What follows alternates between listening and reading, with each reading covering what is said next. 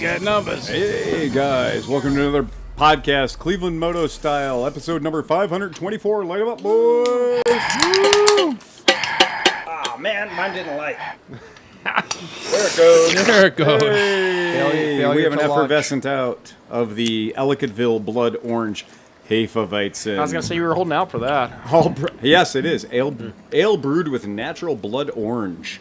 Sounds for the good. Spooky season. Yeah. Sounds good. Bring the spooky beverages. Tonight, a full house at the Cleveland Moto Podcast, episode number 524. To my immediate left, we have... Sean Noel. What you drinking tonight, Sean? I have some Armagnac. Armagnac. Something to warm the soul. Warms the cockle. And to his So to immediate speak. left, we have... Daniel Boone. Daniel Boone. He's been traveling. Been So in Kentucky for about a week. You've been down in the Holy Land. I brought us some Filmland bourbon I got that for Liesel called last year. Moonlight Mayhem for Moonlight the Mayhem. Halloween theme. I love it. That A is... saga of werewolves and bourbon. This is it's a hand selected by the Blind Pig in Bardstown. The think liquor I've store watched that there. movie. Cast strength, awesome stuff. Good. Yes. Whoa, I like the sound of that. Giddy up.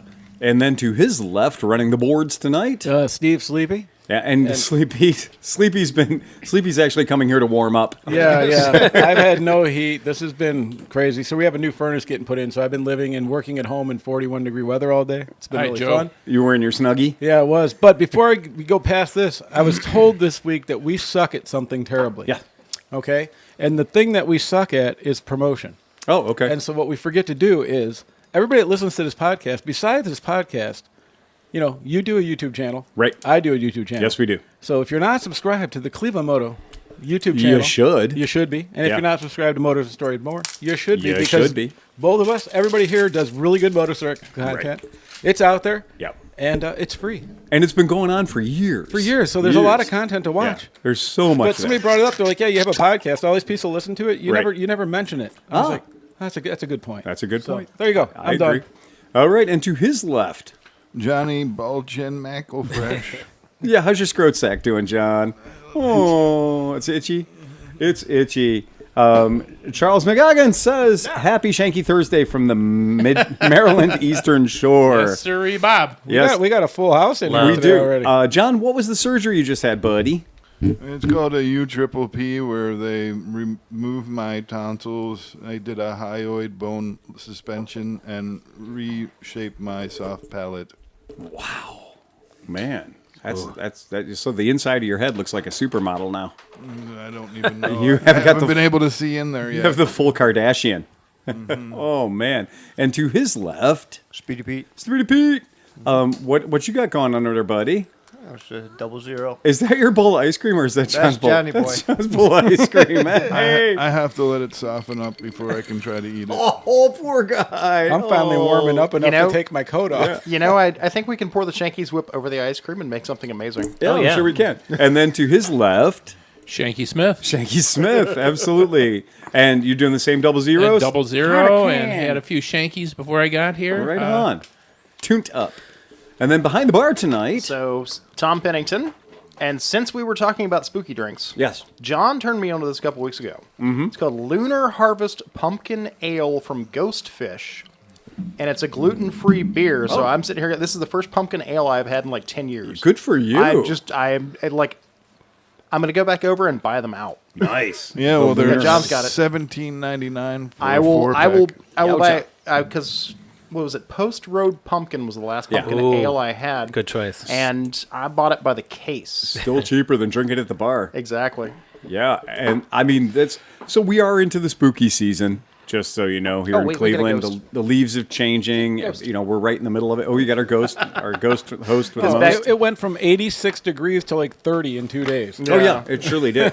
Okay, I've just been handed a plain brown paper gift bag, bag. from the one and only Dan. Look, it's from Open it on that way. Dan and not Sean. Open therefore, on that side. Yeah, there you go. All right, here if we Sean go. had handed it to you, There I'd are have told you. samples in there, and there are pins, and everybody should grab one of each. All right, so we have a pin, and the pin is a Weller pin. Oh, I'm going to put that right on my hat.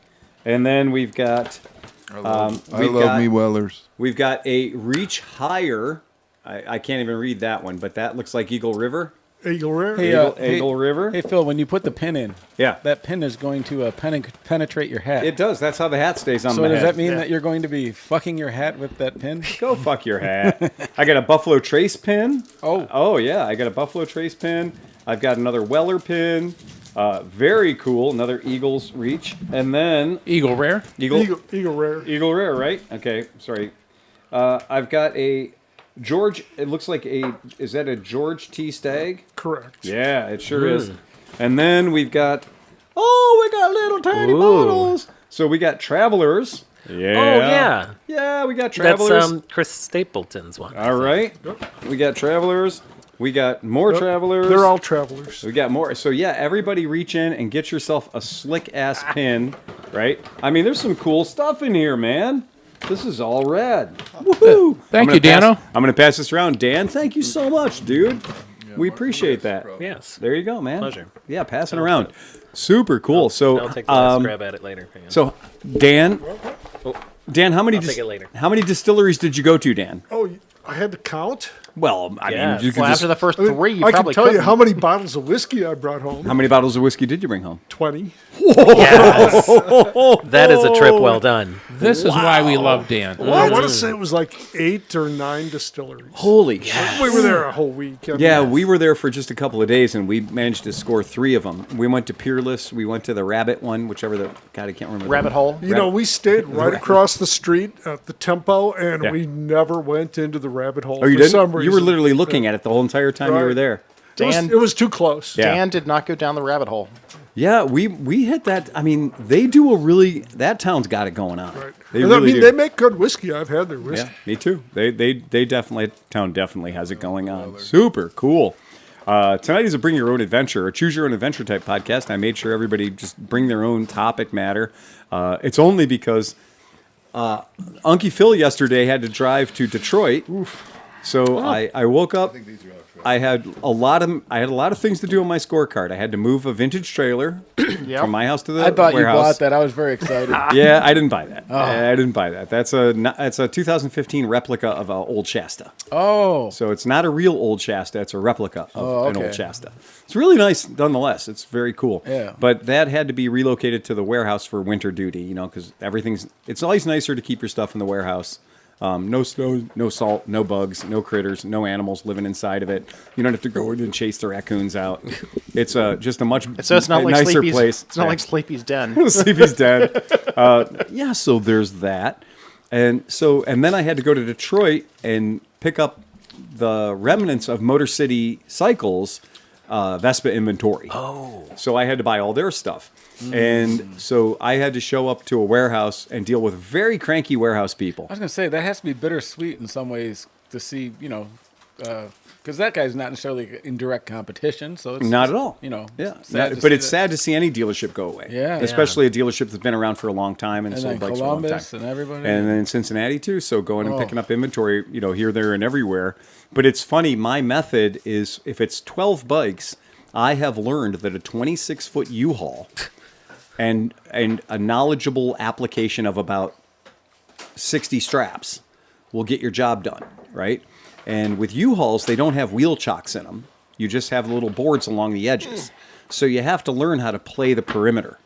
So you put the 4 bikes in the front pointing the bulkhead of the U-Haul, and then you stack them up into the sides. You know, the bikes are pointing at the sidewalls, and you triangulate that way.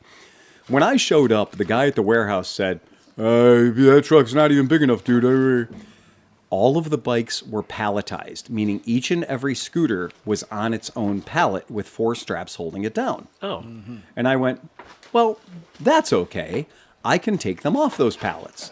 And the guy was like, whoa. I was like, yeah, dude, they're my bikes. I own them. The fact that you palletized them, well done. I appreciate that. That's great. He goes, well, the last time the guy picked them up, you know, they sent 18-wheelers and we skid loaded them onto the 18-wheelers with a forklift. I said, well, that's that guy. I'm this guy. You see an 18-wheeler Right. anywhere? I see And a fucking van. This dude. is how I roll Yeah. in the U-Haul, and I can pick up 12, no problem. You're never going to get them all in there. I went, well, you're the 4th person that's been wrong about me today alone. So I spend my whole life making people eat crow. So he was absolutely zero help. But what's funny is as I'm taking the straps off the bikes, 4 straps per pallet, he's like, oh, just leave those on the ground and I'll police them up. I was like, no. Those are mine now. No. And I was like, because if those were going to go on an 18-wheeler, they were going to get off the 18-wheeler in Cleveland. I own all those straps. I'll leave you the pallets and the fancy little eye bolts you put in all of them. I have no need for those. However, the straps are going home with me. Oh, well, and I was like, dude, you don't want to help at all, but you want the free straps. I see how you operate. Tell you, well, we close at 4. I don't know how you're going to get this all loaded up. I said, you know what? If it gets to be 10 minutes to 4, and if any of these bikes are still in your building, you have my permission to use your forklift and move the skids outside, and I'll take it from there. We'll be fine. Wouldn't you know it, 3:45, I had them all 12 were in my van, all 12 were in the U-Haul, and I was just the strapping fool having a great time with my shoes off, right? I was just in there climbing over bikes, strapping stuff down. And every bike got 4 straps, everything got done. It was totally fine. And I had my straps that I brought, but now I had a bunch of nice new straps too, so that was cool. The thing is all the years in Mid-Ohio, when a storm hits, you've trained, all of us have trained putting bikes into your trailer as fast as possible. Too sweet. Well, he was funny too because he's like, how are you going to get those bikes up in the back of that U-Haul? And I was like, okay, watch. I'll do it once for free and the other 11 are on me, right? And he's like, so you're just going to run them up that ramp into the back of the U-Haul? I'm like, yeah, like I've done 4,000 times before. Do these guys actually know anything about anything? They're all certified forklift operators. Oh. That's what they all are. They're all riding around with their forklift carts. Here's interesting. 105 Gunner says, talked to an Indian dealer today. He said there has been 0 communication from Polaris about the sale. Yeah, and this is kind of a big thing. You'd think that your dealer network might want to be read in on the fact that, well, Polaris doesn't own you anymore. And there's probably going to be a whole new contract. I've been through this. So when Royal Enfield changed the U.S. distribution, Enfield changed a lot of things in a hurry. I don't know if you guys remember, but not only did they change, they built a new factory, they had a new CEO, a younger CEO, and the U.S. distribution was taken away from Classic Motorcycles and Sidecars, who'd done it for years and years beforehand. They literally contacted every Royal Enfield dealer in America and said, hey, you got to take 12 bikes. And I said, well, I already have 7 or 8 of them here. No, you got to take 12 new ones. Well, I already have 7 or 8 of them here. Yeah, but that was them. This is us. You got to take 12 new ones. And the funny part is, if they would have taken back the 7 or 8 old ones, you probably would have been like, okay, I'll take that deal. Fair enough, right? Yeah. And it was funny because I was like, no, I know how many of these we sell, and I'm not going to be the guy sitting here with 18 or 19 of your bikes on my floor just because there's a new guy in town who's your distributor.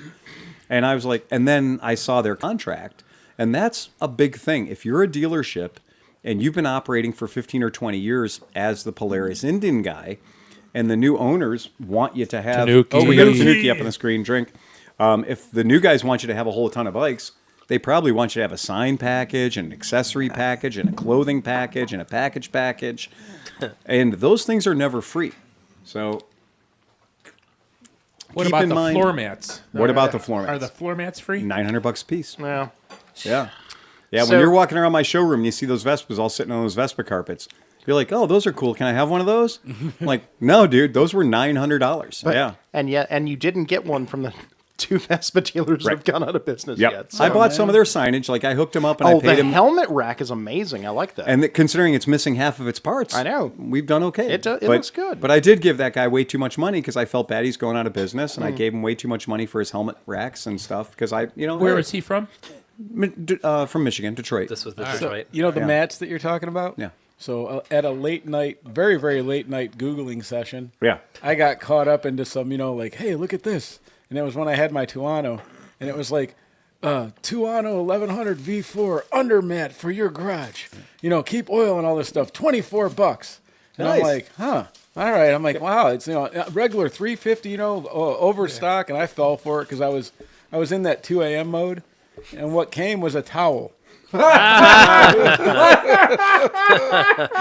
Like no rubber, nothing. Literally a towel, Just a a towel. beach towel. Was that a And not even a good beach towel. Like, Oh man! was that a $24 towel? yeah, $24. And you were thinking it was going to be a rubber mat. Yeah, dude, they had what you have as the picture, and I knew it was fake. And this is how they get fucking people think this. You know it's fake. You're like, I know this is fake. I You know bought it. You bought an I'm- Aprilia trick towel. It was kind of like gambling. Like, you know what I mean? It was like, it's worth $24 and my excitement to either get fucked or actually get the thing. Right. And I got fucked. But, yeah. All right. Yeah, Go for it, Sean. I'm going to leave that one. I'm going to leave it. Sometimes you're just paying for the dream.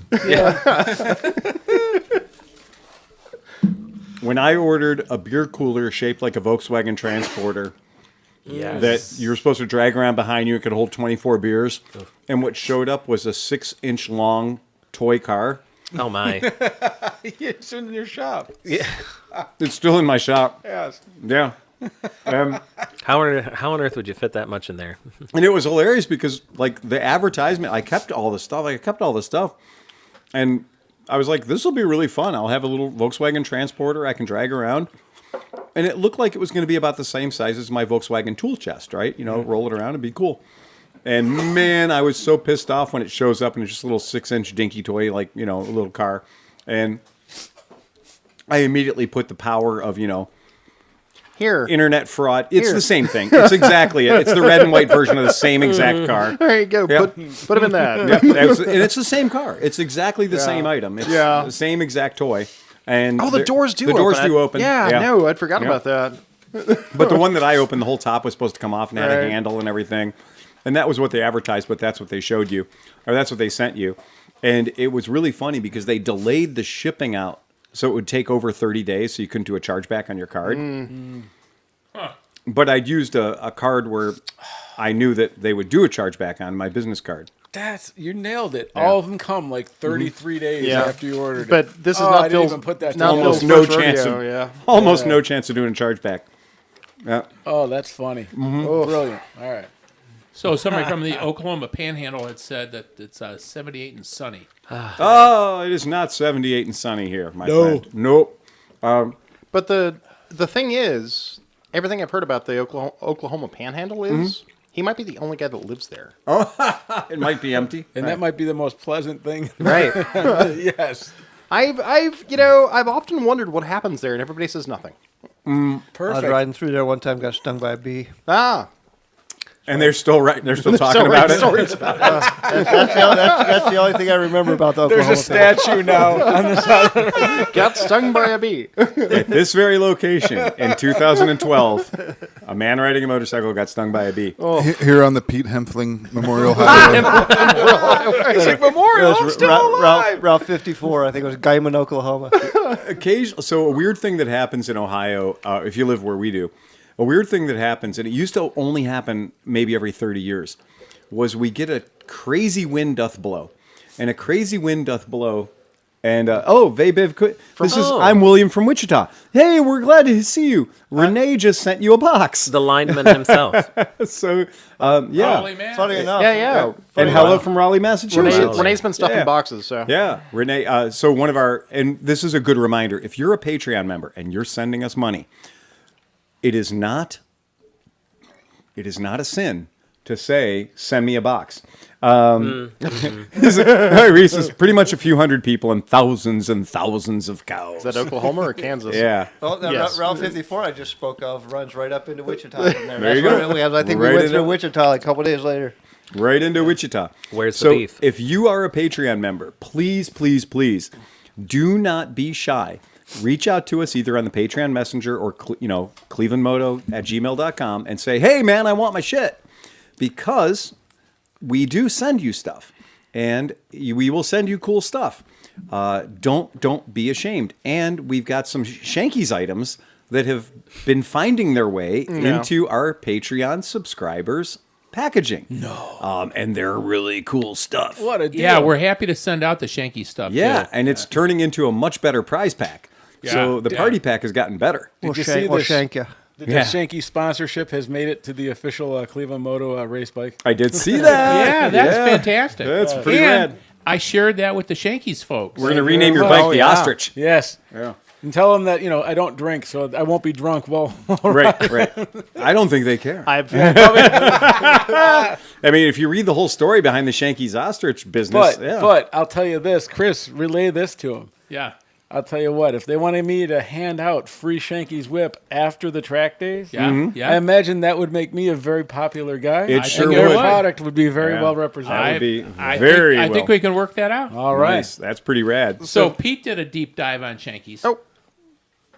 I just was doing a little background digging. Yeah. Uh-oh. Did you And- figure out and how go they ahead. turn curds and whey into delicious I didn't beverage? get that far. I Yeah. found out that it was it's a relatively new company. It is. The artwork is so old-fashioned. I thought it was an older company. That's why I What do you say, 2009 I thought it was 2021. or 2021? Okay, yeah. Yeah. Sorry. Yeah. 2021. So Phil, you were Tom. talking about wind doth blow. The wind doth blow. And so what has happened to our magical, mystical Lake Erie is our Lake Erie has decided to go to Buffalo. Our lake has decided to shuffle off to Buffalo. And this happens occasionally where the winds come in so strong from the west that it pushes our sea, the Lake Erie Sea, it pushes it to Buffalo. And that means if you're out in the, Toledo, Sandusky Basin area out there, that, places like, in Huron and in the river will go dry. No shit, you can walk across where the river used to be. You can walk across where the bay used to be because all of our water goes shifted east. The winds are so powerful that it moves the water. And then, so we're about, where we are here in Cleveland, we're about 2 feet lower than we should be. And if you're out by Sandusky, Cedar Point area and everything else, you're about 6 or 7 feet lower than you should be. And if you're in Buffalo, you're 4 or 5 feet more than you should be. This can be a problem in Buffalo where, depending on what time of the year it hits, especially if there's been some heavy snowfall, where you can literally get overrun with ice flows. Yeah. And the ice flows will invade the city of Buffalo. So, Cleveland water ends up in Buffalo. And then when the wind stops blowing, it all comes back again.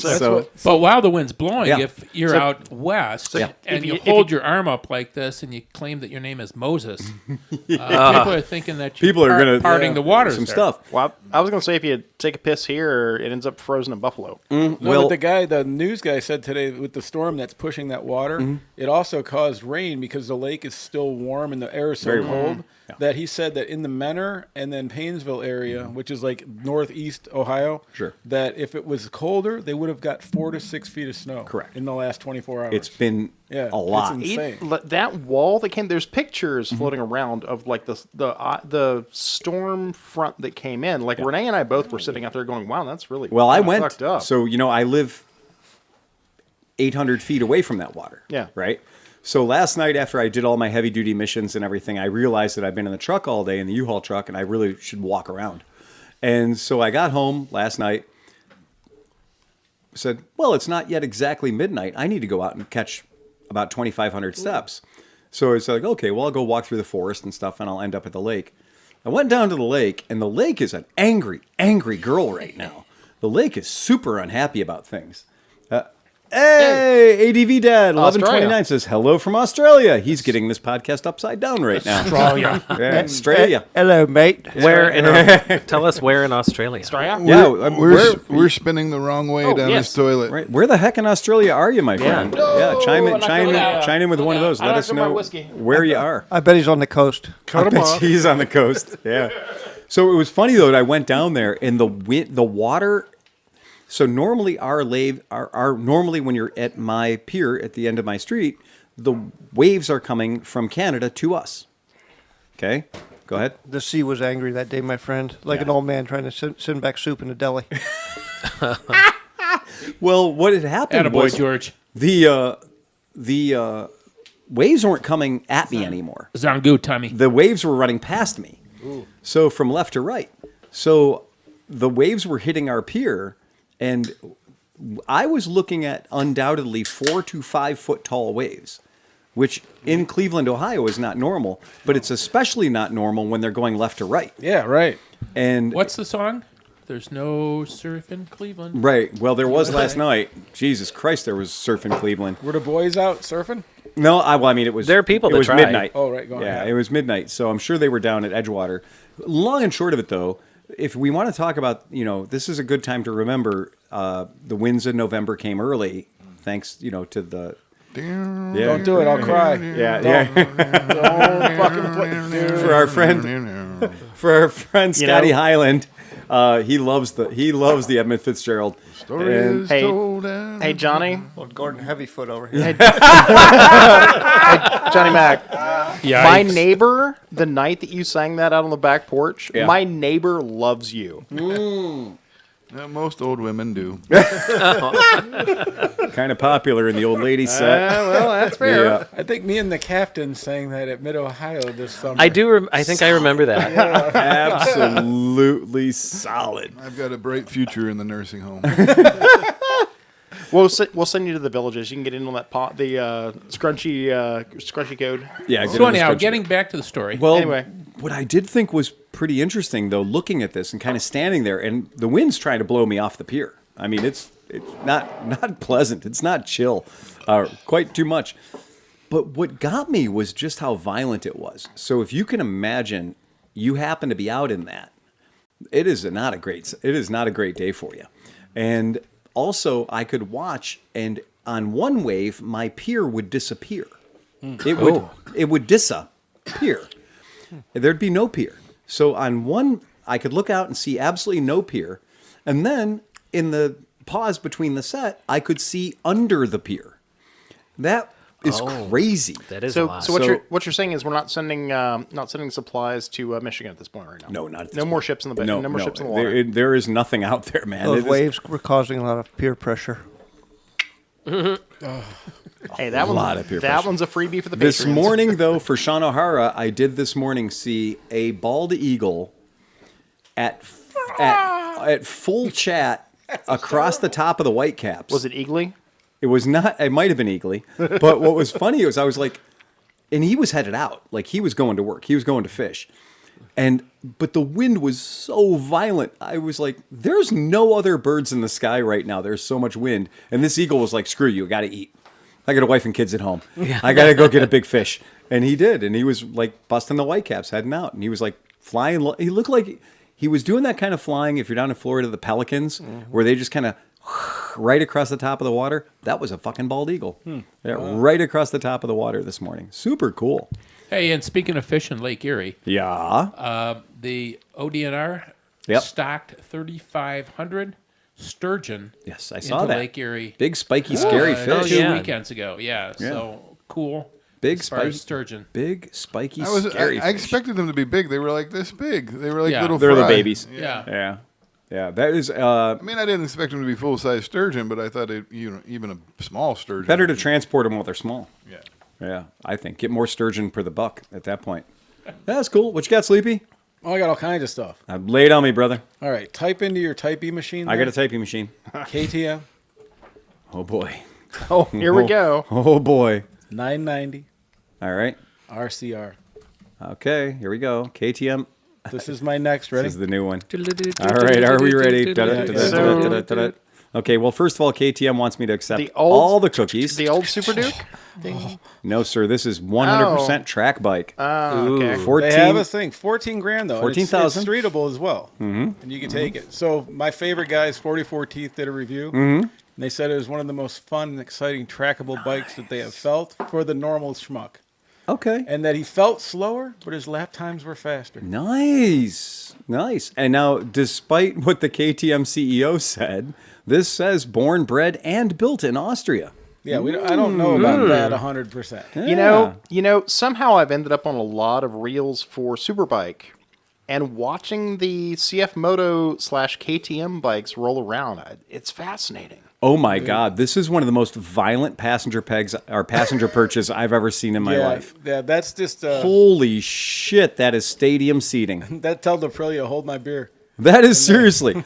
You have never hated your girlfriend more than this motorcycle. Wow. This motorcycle does not like the idea of your girl getting on the back unless she can take it. But here's the thing. So it has the same amount of horsepower as my ZX6R. It's 130 horsepower. Okay, But it's all right. a parallel twin. Yes, it is. So I kind of like that torque and feeling. And so the dudes, all the videos that you see of the guys riding on the track, it has that almost like Ducati kind of pull to it, like when they're pulling on it. Okay. I don't know. I think I might want my first KTM.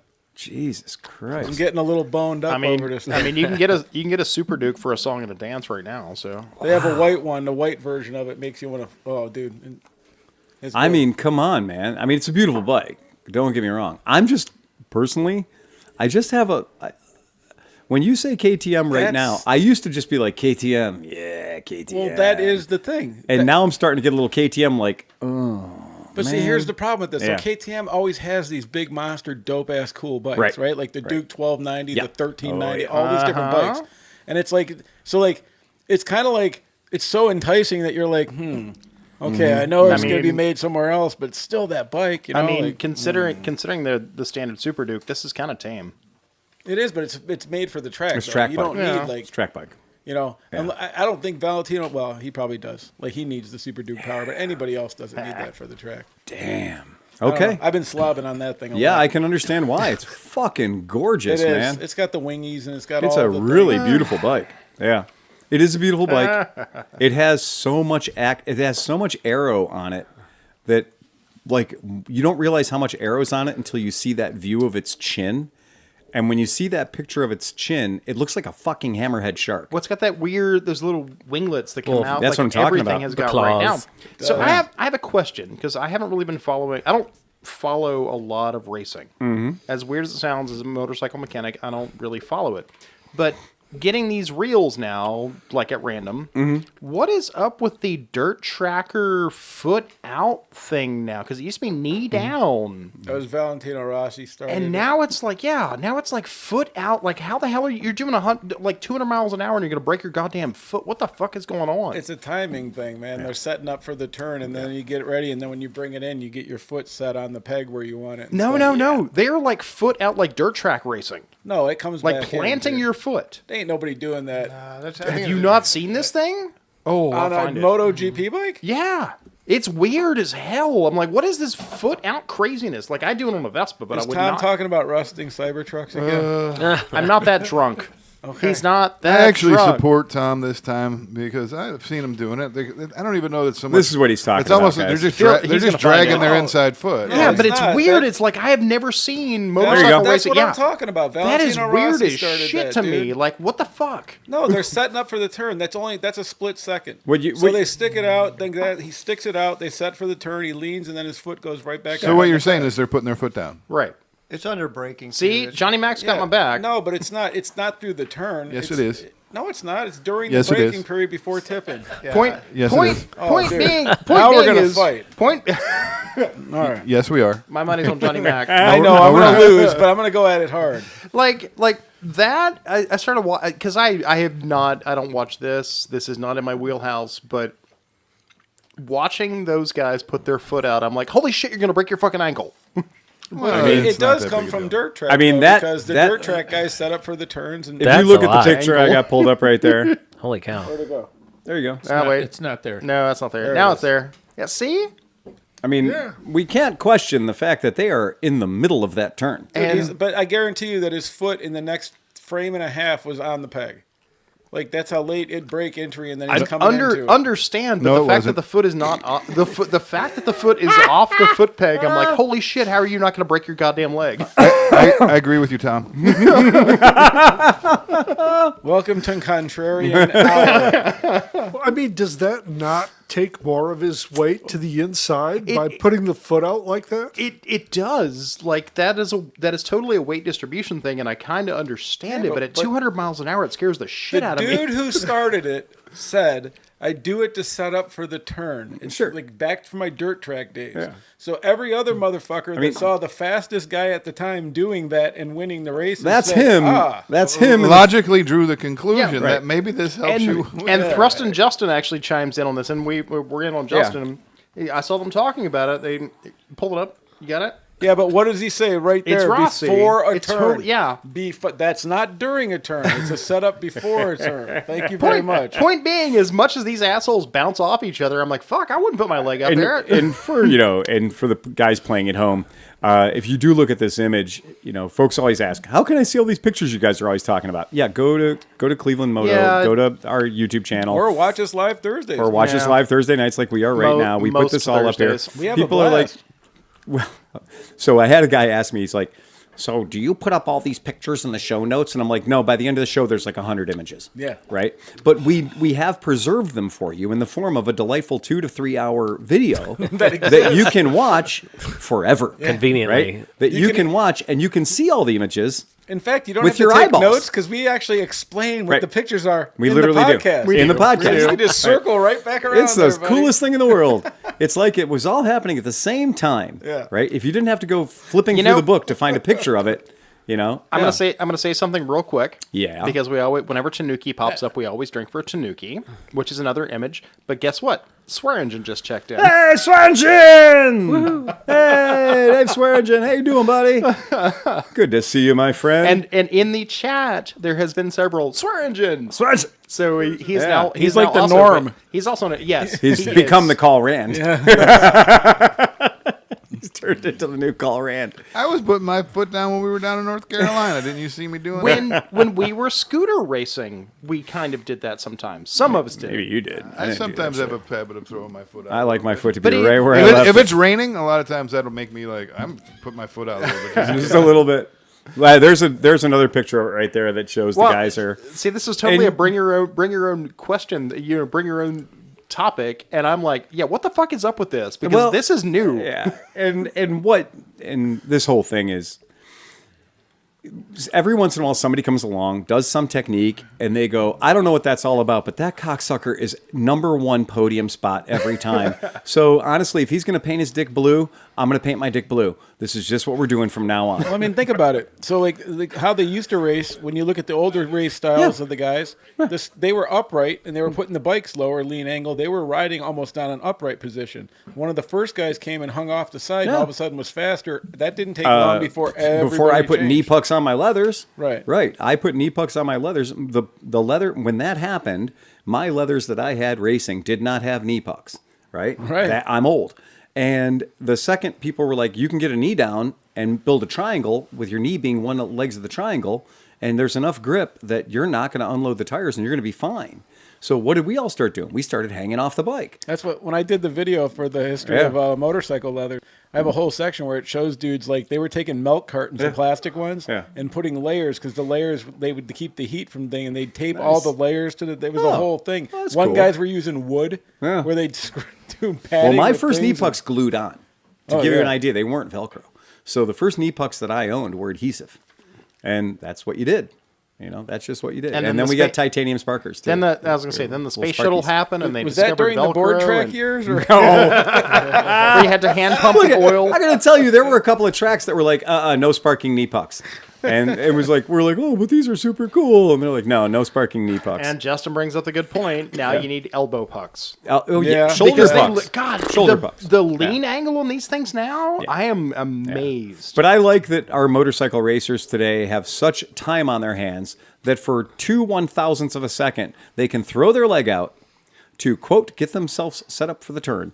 And then that leg goes right back up onto the pegs. So, yeah, I get it. No, it doesn't. The contrarian. I get it. Yeah. Yep. Yeah. So where goes Valentino, so go we all, I suppose. But yeah, that's the thing. Can't So argue with slightly related to that, because it's another racer, but this is just interesting because it's from our generation. Mm-hmm. So in my heyday of doing wheelies and all the dumb shit, when we do all go into the race, They reincarnated Nikki Hayden? No, but same generation. Kenny Roberts is racing? The Bostrom brothers were my heroes. Yeah, of course. Right? Yeah, So 155. Ben and Eric, Yep. right? So I was kind of like, man, because Eric raced, the ZX7R, which was like my favorite bike, and I was in love with it. So every time we'd go, we'd see him, and I actually got to kind of know him a little bit because, they'd come by the booth and we'd give him free shit and stuff. And so I kind of wondered what he was doing. Mm-hmm. And so now he's basically our age. I think he's 53 or 54. Mm-hmm. He does Fast Track Fit, where he developed a whole fucking program of just for people that do track days and things to get in shape. And if you're a racer or like a club racer, he has body-specific stuff where they give you individualized programs and stuff to get your whole body in shape so you can be competitive. I'm going to need a link to that. And then if you want to fucking win, you can pay $1,000 a month to have one-on-one, like they come and rub your back and do whatever. I don't know what they do, but they do Sean is going to need a something, link to that. $1,000 a month. Yeah, it's Pretty good. It's better than downtown. I think it's just Right. one-on-one coaching. But, yeah, it's one-on-one coaching. Yeah.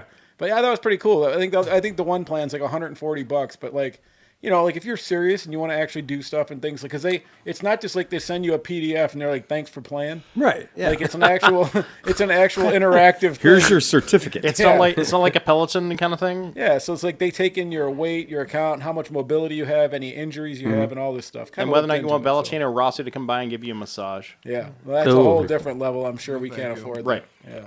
Nice. But I don't know. That was cool. It was cause it's neat to see these guys doing something that's still related to motorcycling when they were such an influential part of it, especially for me. I love them dudes, man. Yeah. Per Cycle World magazine, again, don't go there. It'll fuck your computer up. I just got there. Virus. Per them, the units will be rolling off the Matterhofen assembly line in November. So there you go.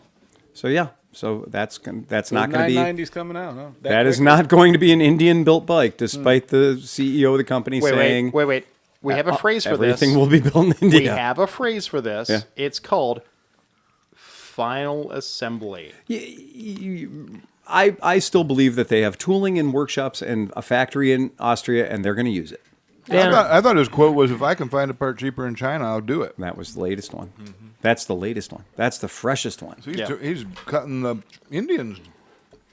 I mean, the point is that the Indian CEO of Bajaj has said that, you know, if it's not being manufactured in China or India, you're losing your money. You're going to go out of business. Yeah. You know, and then now the CEO of KTM has said, if I can find a cheaper part in China, I'm going to use it.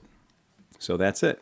So what you're saying is buy this first generation of the 990 before they make everything in China? Well, that's the... That's all the motivation I needed. So remember, kids, the BMW G450X is the one you want before they went to Zhongshu. Well, or Bajaj. Or Bajaj. Right? Yeah, the 450 was right. a weird thing. Right. Well, maybe that's just how it works. You know, a company goes, builds all the tooling, gets it up and running, builds the bike, makes sure it's everything they want it to be, and then they ship it all the tooling off to China. Trust me, that's not just bikes. No, it's not just bikes. There's a lot of that, and it's very interesting. Like Mahindra's got, everyone's like, we were talking about like the new BSA motorcycles, and we were like, oh, the new BSA looks pretty sexy. That was pretty great. And then we had one of our listeners chime in from Ireland, and like, no, they're trash. Damn, what do you need? Hot trash. But then I realized those are made by Mahindra. So those BSAs are built by Mahindra. Which is weird because I had forgotten that name until you said it. I know. And that's just, you know, you look at TVS, you look at Bajaj, you look at Mahindra, you just nailed like some of the top 4 manufacturers of motorcycles Well, you got Hero, on this planet. Hero, Bajaj, Yep. Mahindra, and TVS. I think Hero is still not making anything bigger than 400 cc's. I think Hero's... Give them a few more years and they will buy somebody like Harley. Perhaps. Yeah. So- I mean, they bought their freedom from Honda. Yeah. So they were in a partnership. Honda in 2011, they bought themselves away. So before the podcast, when we were out by the fire, I brought up a name that I hadn't thought of in 10 years. Sandero. Oh man, Sandero. Because I was trying to remember Not Sanrio. The Sandero Mantis. Not Hello Kitty. Because Matt from MotoHop was looking for something to put on the back of an Audi on a Class 1. I was like, there's a bike that they made, and I kept thinking it was the Muzz Mosquito. But it was the Sandero Mantis. The Sandero Mantis. And BT Dubs, Sandero is also a company that does, I love these Chinese companies, they do coal. Yeah. And they do beef. What? A natural pairing. They do.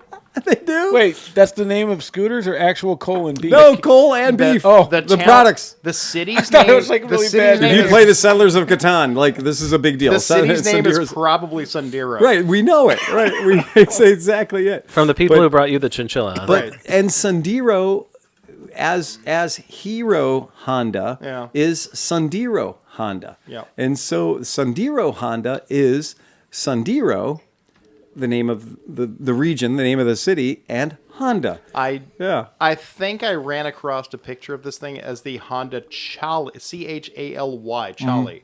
Honda Chaly. Honda Chaly. But the fact is, I knew it as the Mantis. Yes. But because they brought it here for like 1 year. It was a week. And every one of them I ever worked on was they garbage. Were tragic. But the problem is they are the perfect scooter for somebody that has like a Volkswagen Jetta with a Class 1 hitch and wants to put a scooter on the back of it. Every single one of them that I saw with my own eye holes. Every single one I saw was the same color yellow. Do we have a picture of I'm one of throwing these? it up right now for everybody to go check it out. Yeah, these things were just awful. Oh my god! I mean, and awful. Every picture I have found has one single square headlight, and the problem is we got the one with the dual little weird headlights. The Mantis headlights. The Mantis. Yeah, the Mantis headlights. Right. So like, yeah. So, there it is. Yeah, there it is. It's such a hateful bike. It is terrible. And they put this rubber fork gator to hide the obvious lack of planning between the headlight and handlebars. It always cracks. Ugh. Oh, it was just a horrible But if bike. I could find one now and put like a buddy motor in it, it'd be perfect. Well, and for people who are, for the train spotter. Oh, good question. Because they weigh like 50 pounds. Oh, Yeah, and how much do you weigh? We're not going to talk about. Well, no. No, I'm saying We don't talk about it. 250-ish. Yeah, you don't I weigh want like twice that bike. That's Yeah. not what you want. Oh, Right. it's a shame that there's not a better Matt picture was of that trying one. to find something that would fit on a Class 1 hitch. And this is your moped conversation from earlier on the chat group. Yeah. And I said Buddy 50 because the Buddy 50 is 160, 180 pounds, something like that. Something light. They're super Matt, don't lightweight. buy a moped, buy an e-bike. Right. Matt, buy That's not a what's bad the gig right there. Yeah, you're right. Chiron, buy a Chiron. But I was trying to think of what the name of this bike was. And I could not figure it out. I couldn't remember it. And you said something, and I went, oh. Fucking this. Mantis, man. Fucking Nothing Mantis. really useful fits on a Class 1 hitch. They were just bad bikes, and they were everywhere. Oh, and they I've never were, seen one run. And they And he showed has- up at our shop, and He they were has a just, Honda Spree. There's not much lighter than a Spree. Oh, well, Also that's true. that's a good point. But you know, AMF Roadmaster, the orange moped thing with the Matt, listen to friction Missy. drive. yeah. Matt, With the, listen to Missy and Listen- stop buying shit. That's true. True. Oh my God, who are you? What are you doing? Telling people not to buy motorcycles? He's had surgery. Yeah, so there's the Give us our Mantis. John back. There's the Mantis in all of its splendor. Wait, I thought they took his tonsils. yeah. What It's the very hell? it's very crash test dummy chic. It's so I bad. also had two small holes in my temples. I don't know what that was all about. Like these were bleeding if from you my went on eyes. if you went on the Price is Right, these were one of the gifts. Yeah, we had a couple of people bring them into our shop, and they were like, "I paid $9.99 a piece for them," and I was like, "Well," and I didn't want to go to tune. Have you ever heard anybody say, "Yeah, my scooter has a GY6 motor," and I'm like, "No, it's not a GY6 motor. If it was a GY6 motor, it would be listing to the rear.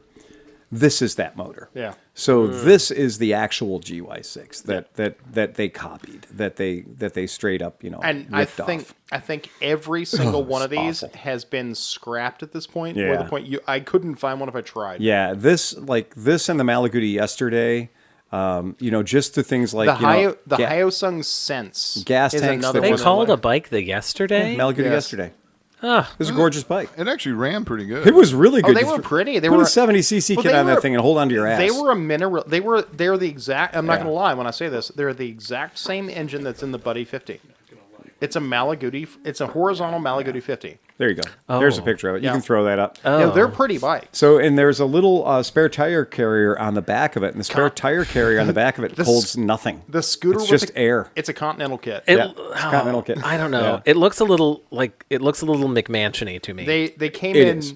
vanilla white. Especially You in got that a color. grill. We got a grill. We made the grill 3 times bigger than any other grill. Right. The on any only scooter. thing behind that grill is a very small battery. Yeah. And there's a really sweet Melosi kit that goes on this thing that will make you see 70 miles an hour. Yeah. This looks like somebody bought a Vespa, but they're Yeah. also a fan of AutoZone, and Yeah. they went and bought all the stick-on Well, vents. well, remember, remember. It should this be like a is- Buick Regal. Yeah, with the turbo, the vents on the Yeah, side. yeah. Jeez. Yeah. Oh God, the front. They were so These things, and granted, Malaguti, so its build quality was marginal. I mean, like good Oh by no, that's a good bike. good by those Italian standards, but Well, this was the one that fucking did us in. Yeah. So the one that did us in was when they came up with it in pink. Oh. And when it showed up in hot pink, we sold all of them. I can't- White wall tires, pink, and that one has the Aero exhaust on it. If you have one in your garage, Yeah. The gas tank. Oh, Craft Services wants it. if you have one in your garage, call your insurance company right now because the gas tank started leaking 20 years ago. Every single one of these gas tanks broke, and Renee had to do the warranty claims, the recall on every single one of them. And I think we sold 40 of them. So Renee had to replace about 30 gas tanks on these things because only her hands were small enough to get the gas tanks out of them. And the gas tank is a disaster. And it was just one of those bikes that, again, we loved them. De-restricted, they'd go about 50 miles an hour. Jeez. Super fun. They came in a periwinkle, metallic periwinkle. They came in silver. They came in ivory. That blue, Yeah. the metallic blue, was Yep. amazing. The metallic blue, you could get lost in it. It was just really, The chosen really cool. bike of Malibu Borby. Yeah. This was literally, this was like, oh, we have that. You don't want a Vespa. We have one of those. Now, it was not a Vespa, but it was $28.99, which was the exact same price as a Vespa. So congratulations, you're plastic, but you cost the same as a metal scooter. It reminds me of that plastic 300 we have right now. You have one flat black left. It's the Keyway 60s. Yeah. Right. The same kind of thing. This Right. is the same kind of thing. Vespa makes it out of steel. We can make it out of plastic. Yeah. And it'll be just as good. Exactly. And good luck selling that, pal. Are you doing those anymore? The Keyway things? Yeah, we are. Yeah, we do. We do have them. That's for John right And there. I heard about one of the other podcasts talking about Lance at SYM, and the guys at Noco Motor were like, "Yeah, you Nice guys are buy. sleeping on this. You need to get that Lance 125 Cabo, dude. The one you're talking about, the one that you guys kept talking about, has a carburetor. Yeah. You got to go to the 200cc unit to get the fuel injection. You're going to spend about $600 more. 600 well spent. Fat Guy in a Little Bike says, guys, I gave in and bought yet another bike last weekend. I got a 71 Honda Z50 K2 at a yard sale. Yes, estate sale. Barn clean out for $80. Nice. $80. And then it says I had to buy a $20 drill press to get the bike for $80. Wow. Yeah. So $100 Right on, full dude. in, all in for You got a 100. drill press and a bike. I'd take that deal. That's a good deal.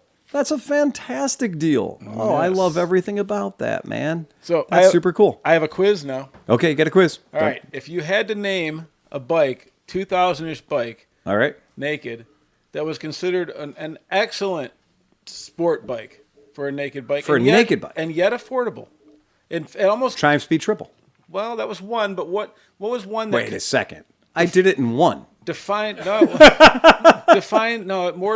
the genre. People said it was the excellent, the pinnacle of a naked bike at the time. Triumph And yet Speed Triple. It was still no, Yes, all those things were said about the Triumph Speed Triple. and a Ducati Monster. Oh, the Ducati Monster. Okay. So, but All right. it was known as like the regular guy's super bike, right? regular guy's super bike. because it was affordably priced. Yeah, it was a monster. So they're bringing it back.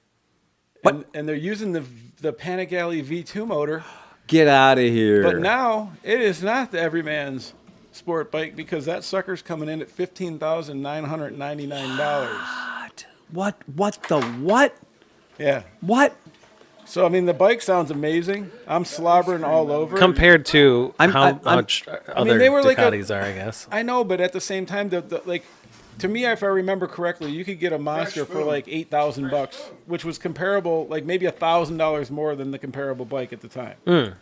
But this one seems to be like you can get much better offerings from, well, not much better, but like a decent comparable bike from Kawasaki or something for like $10,000. Is Sleepy talking about the Zephyr 750 again? Sleepy, are you talking about this bike right here? I know where there's one. That might be the new one, right? Yeah, Is that I the mean, that's what it 26? says. Yeah. 26. Yeah, that's All right. it. So it's all angular. It looks a little more up on its toes than most monsters. Yeah. Yeah. Most monsters look like they're a little hugging the earth a little bit better. But here's the thing: it's Yeah. 109 horsepower and 60. So it's 70 foot-pounds of torque, 109 horsepower. So it seems like Which it's motor's getting? It's the Panigale V2.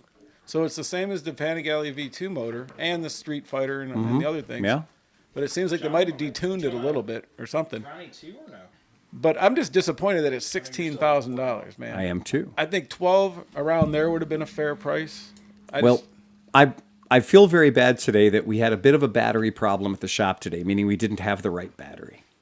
So the other day I purchased a 2013 Ducati Monster.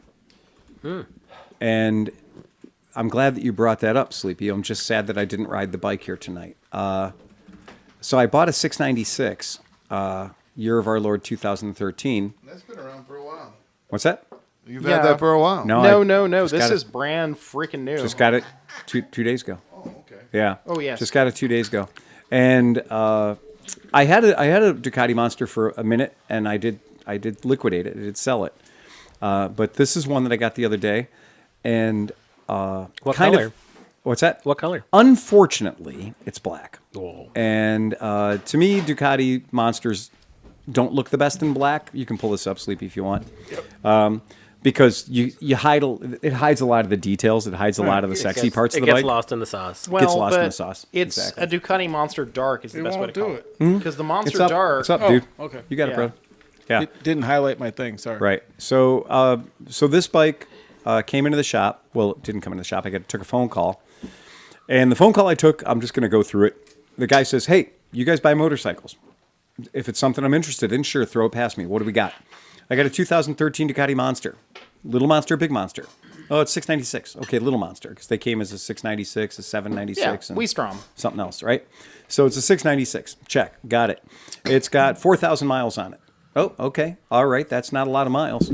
I'm like, so what's the deal? Does it run good? It hasn't run for a couple of years. Okay. Any scratches, scrapes, dents, or dings? Yes. Okay. Fair enough. Can you bring it by the shop and let me have a look at it? I did say it didn't run. I said, okay, I'll send our guy out to pick it up for you at $125. I'll transport it in. So the guy pays our guy $125 to bring the bike in. So I go collect the bike, bring it in. The front brake is non-existent. Oof. Okay. The battery, it will flicker the lights. It'll flicker the dashboard, but that's it. The chain has a little bit of rusty spots on it. Enough to say that we should probably replace the chain. The tires are date coded 2013, so they are 12 years old. They are the original tires that arrived on this bike when it was brand new. Licorice wood.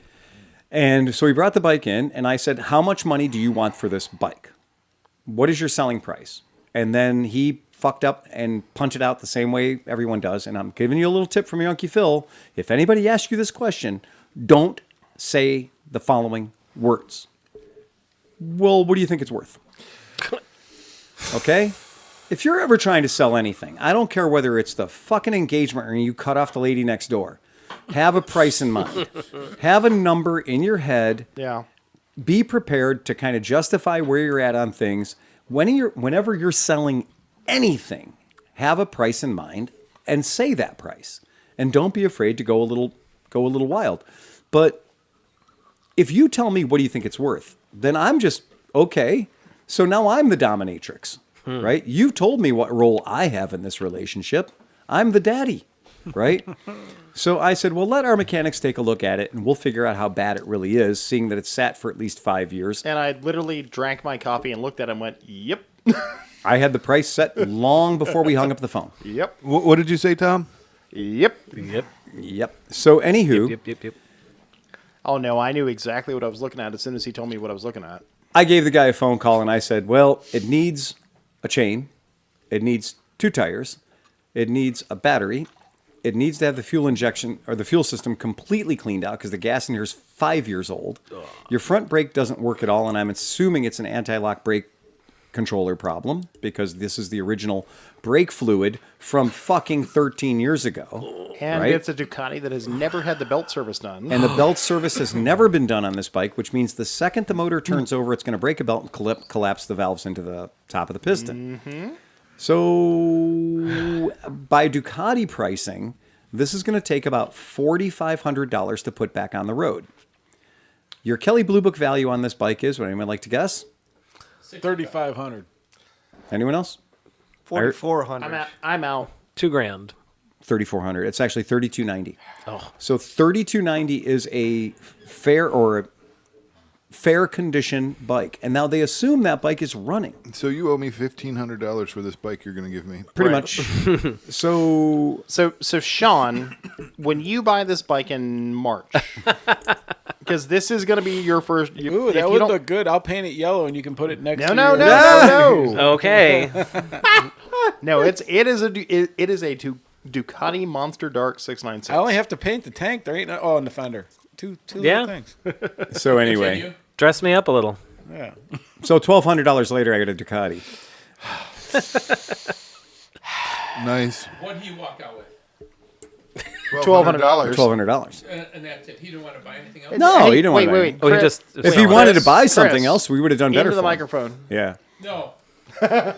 Yeah, if he wanted to buy something else, we probably would have done a little better for him. Right. But realistically, no, he couldn't be bothered. That's not true, because what did you do for a Buddy Kick 125 What?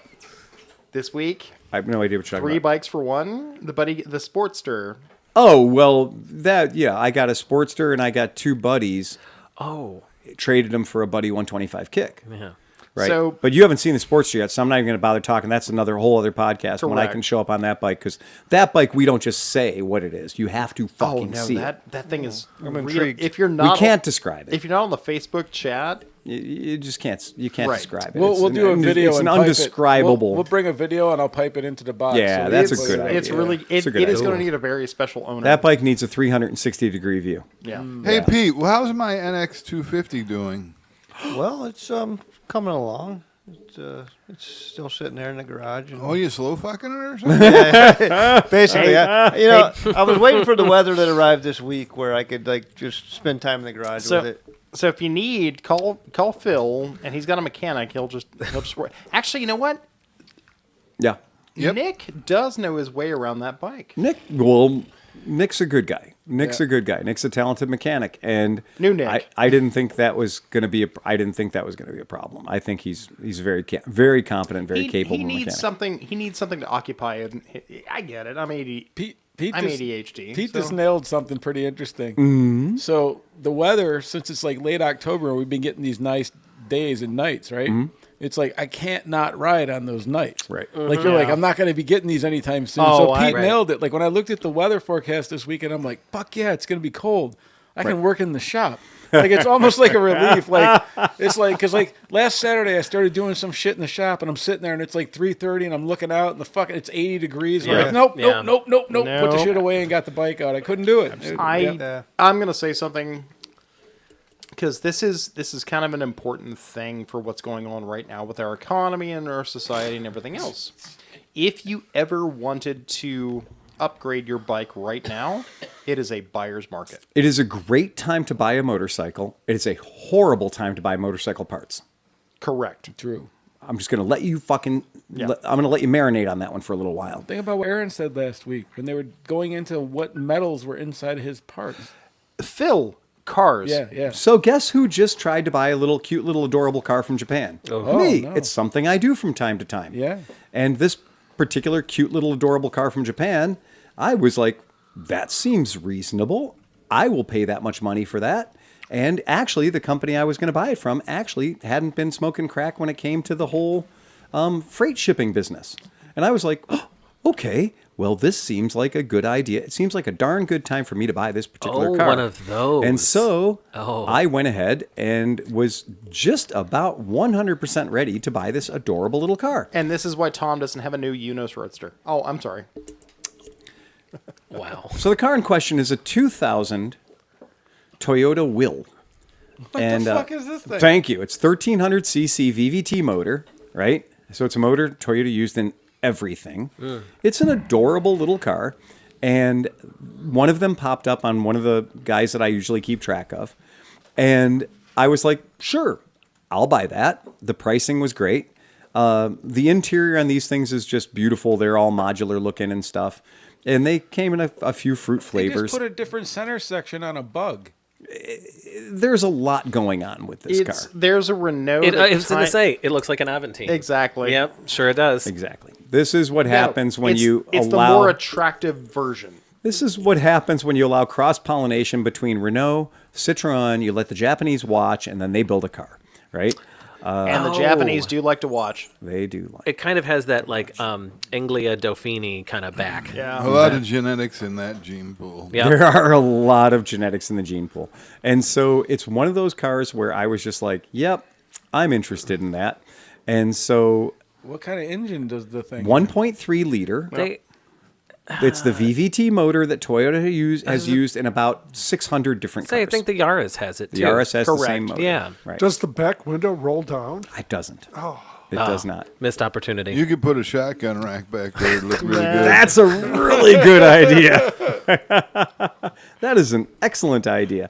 And so, Sleepy, if you want to pull this screen up just for the folks at home, I want to Is show it automatic? some of the. It is. They only came as Auto Tragics. Yeah, that is the only way they exist. CVT nonsense? I think these actually have a 3-speed. Oh. So I think it is an actual 3-speed. Okay. So, anywho, Ooh. that's the soft top. This is not the one I was looking at. Was not the soft top. VVTi, it's same as the RS. Yep. Yep. Same as the Yaris, right? Okay. Exactly. But yeah, so there you go. It's a common motor. Anywho, long and short of it is, so because of tariffs, this is a 15% tariffed vehicle. We understand that. That's the tariff that exists. So I was like, great, that's great. And then my shipper, the guy in Japan, says, hey, this is weird. Do you know how much steel is in that car? None. And I went, I don't know. Well, we have to tell them how much steel is in it. And we have to tell them where the steel came from and where it was forged. And how old is this car? 25 years old. Yeah. Yeah. So that's readily available information, I'm sure. So there is a 50% tariff on the steel. But we have, again, the guy that I'm dealing with exports, 5,900 cars a year, except, it's what he does for the past 20 years. And he's like, I've never seen anything remotely like this. One, I don't even know how to conceive how much steel is in this car. Yeah, how do you weigh something that's in a car? Right. Do you put it in an oven and burn off everything that's not steel and weigh what's left? There's 100 pounds, and it was made in Japan. And that's the great way to get your car stuck at the GSO lot for $739 a day. Is to answer those questions inaccurately. This is the literally But dumbest who's going to time know? to I be mean, the real fucking question alive. is who's going to be able to say it wasn't made in Pittsburgh at U.S. Steel? Hey, he's got a point. All it takes is one official at the customs office in Dundalk Marine Terminal to say, I think that is steel. Tap on the car. Feels like steel to me. Oh, sticker says it's from Japan. I'll bet you there's 800 pounds of steel there. And then how do you determine what a 50% tariff is? Are they saying that steel is worth $1 a pound? Is it their pricing from when it was made? Is it pricing from when it's now? Again, this is the madness of the situation. When Aaron was sitting here telling you about how it's a fucking moving target and you are not meant to hit it. I am flying Okay. to CERN next week and punching an engineer. However, Get us back in the right fucking timeline. the convert, right. We are on the wrong timeline. The difficulty when I went down the rabbit hole, because again, the guy that I work with in Japan all the time, who always has the answers for everything, he got, okay, you want to know how good he is? Our friend Stephen Hofford has a fire truck, right? He has a fire truck. Not anymore. But his fire truck was from Japan. When I ask you what kind of vehicle is a fire truck, if you say anything other than the word truck, I'm going to slap you fucking silly. Because it's literally in the fucking name. Okay? It says fire truck. Somehow my guy that I work with in Japan got Steve Hoffert to avoid a 25% chicken tax tariff on that fire truck because he got it through the loopholes as it being something other than a truck. Now, whether you look at it come and go and sideways, whatever you have, it's a fucking truck. Looks like a duck, smells like a duck, it's probably a duck. My guy's good. My guy figured out a way to find an emergency vehicles clause to sneak that in on so that Hoffert didn't have to pay a 25% chicken tax. Well, you forgot the operable word, fire. It is a fire truck, therefore emergency. Okay. But I would assume that the customs agent would go, truck, red. Fire, truck. All the fire was taken off of it. The fire part would have been removed. It was It's just for a a truck. very small city. I get it. So long and short of it is, I disagree with Tom this time. we are now in a position where they do not tell you what the. I strongly disagree with Tom this time. So it's a 50% tariff on the steel. Does that mean there's a 50% tariff on the entire purchase price of the vehicle, just because there's steel in it that did not come from an American forge or foundry or stamping plant? And believe me, like Aaron said, if we lie and say that this particular item was made of 100% pure Pittsburgh steel, the next question they're going to say is, oh, good, you'll be able to prove that then. And I think that's the point where they're pushing your car into the GSO lot for $750 a day storage. Remember, the whole point of this is to make it difficult for you to bring shit here. They don't. That's the whole point. Is don't buy stuff from overseas. Buy stuff from here. But the thing I is, can't buy that from here. So what's the fucking problem? This is also old. This isn't a newly produced. It's 25 item. years old. Yeah, Right? That's the idea. It's not right off the line. That's my point. It has a NHTSA exemption. Well, not only that, but like, how can you tariff at today's prices something that was made at prices? You know, the better question is, now the government is shut down, who the fuck cares? Just get it through. It won't get through. It won't get through. Oh, and fuck the those reason guys. the reason it won't get through is what you just said. Is if there used to be 12 customs officials working at Dundalk Marine Terminal, now there's 2. And they called in sick. No, and if you're ever been dealing with a bureaucrat, meaning the person at the title bureau or the person at the BMV, when in doubt, don't. If you say no, you keep your job. If you say yes, there's a chance you could lose your job. So when they are faced with anything that isn't bloody fucking obvious, it's just easier for them to say no and get the pen out and put a big red X on it. Because they'll never get fired for saying no. Whereas, if they let the wrong title go into the wrong person's hands, they could lose their job. And so a bureaucrat's default is always say no. I hate this fucking You timeline. can keep your job by saying no. You can get fired by saying yes. My father stole a motorcycle from me because his name is Philip Keith Waters Sr. and mine is Philip Keith Waters Jr. And he found a title agent that wasn't too careful. And he literally said, I needed a new title for this. You fucked up. It says Philip Keith Waters Jr. And he got a new title that said Philip Keith Waters Sr. So when I said I had a stolen vehicle situation on my hands, he had a title literally had a title that said his name on it. So, yeah. So title agents do tend to default towards the no side of the equation. Anyway, but that's talking about our current situation. Great time to buy motorcycles because they're very devalued at the moment. Terrible time to be waiting on your monster gas tank to be coming to you from Italy. Also true. Rip. Yeah. Well, Not a good time. this is going to be the follow-up question to that 696 is, do we know if the recall has been done on that gas tank? Oh, I'm gonna 100% assume that it has not. Okay. And I'm also gonna 100% put ethanol-free gas in it. Yes. Right. Yeah. Well, because those had a bad habit of swelling. Of course. Everything with any plastic gas tanks that ever got in touch with any ethanol fuel, it doesn't matter whether it says Ducati on the tank or Aprilia on the tank or Triumph on the tank.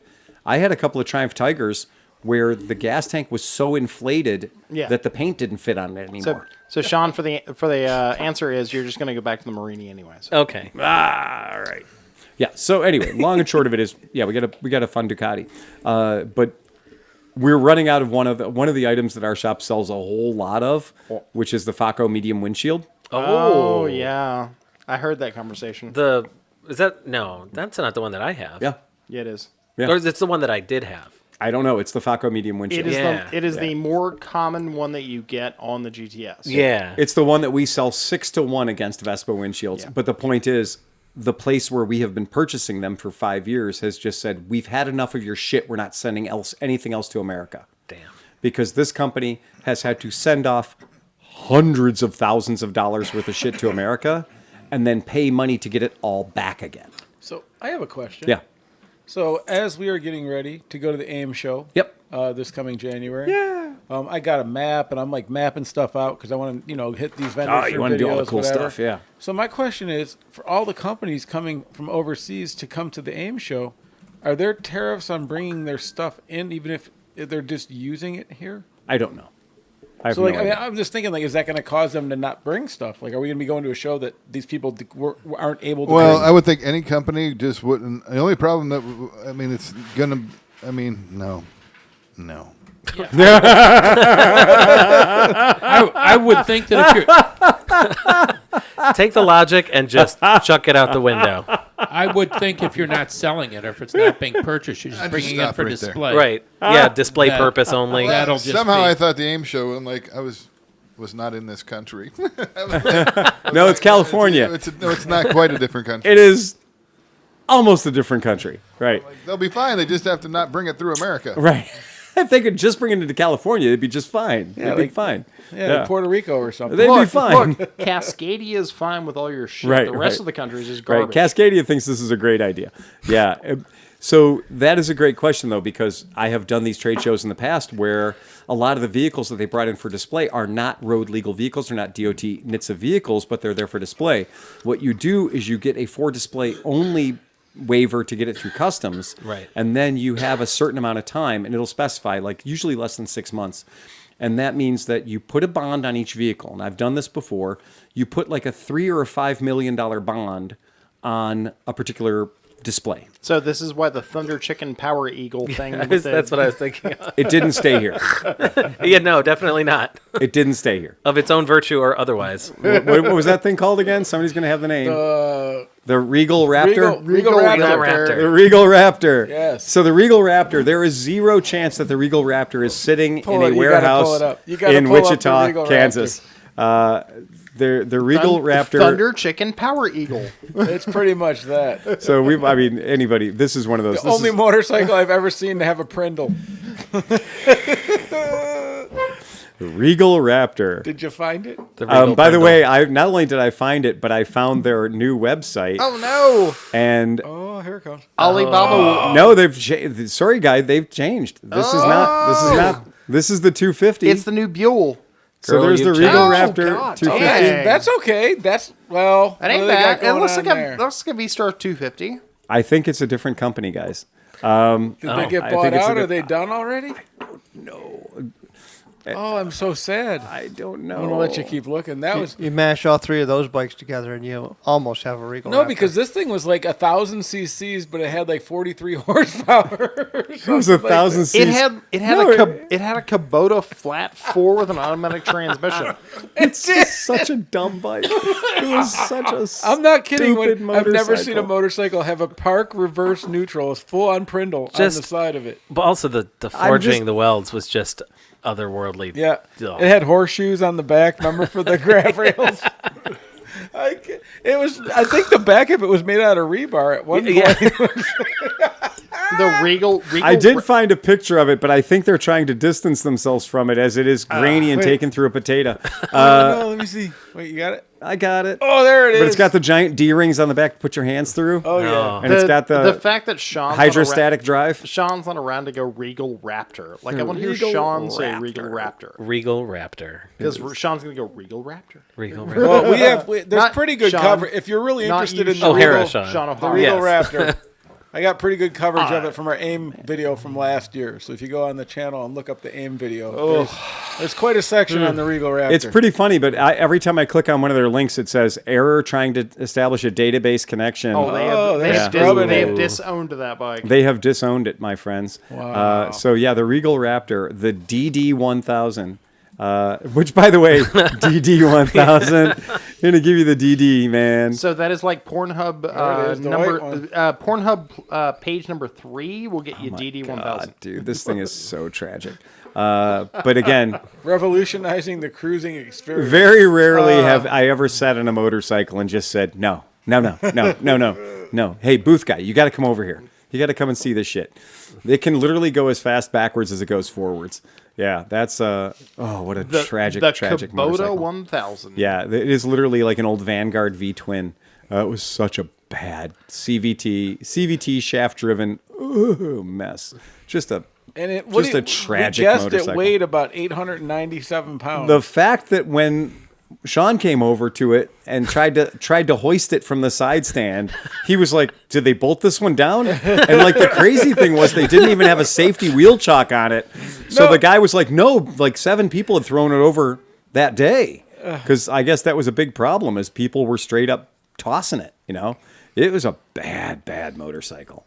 So there are, I mean, we've played this game before. There is the only good-looking motorcycle. The only good-looking picture of this piece of shit that's ever existed is right there.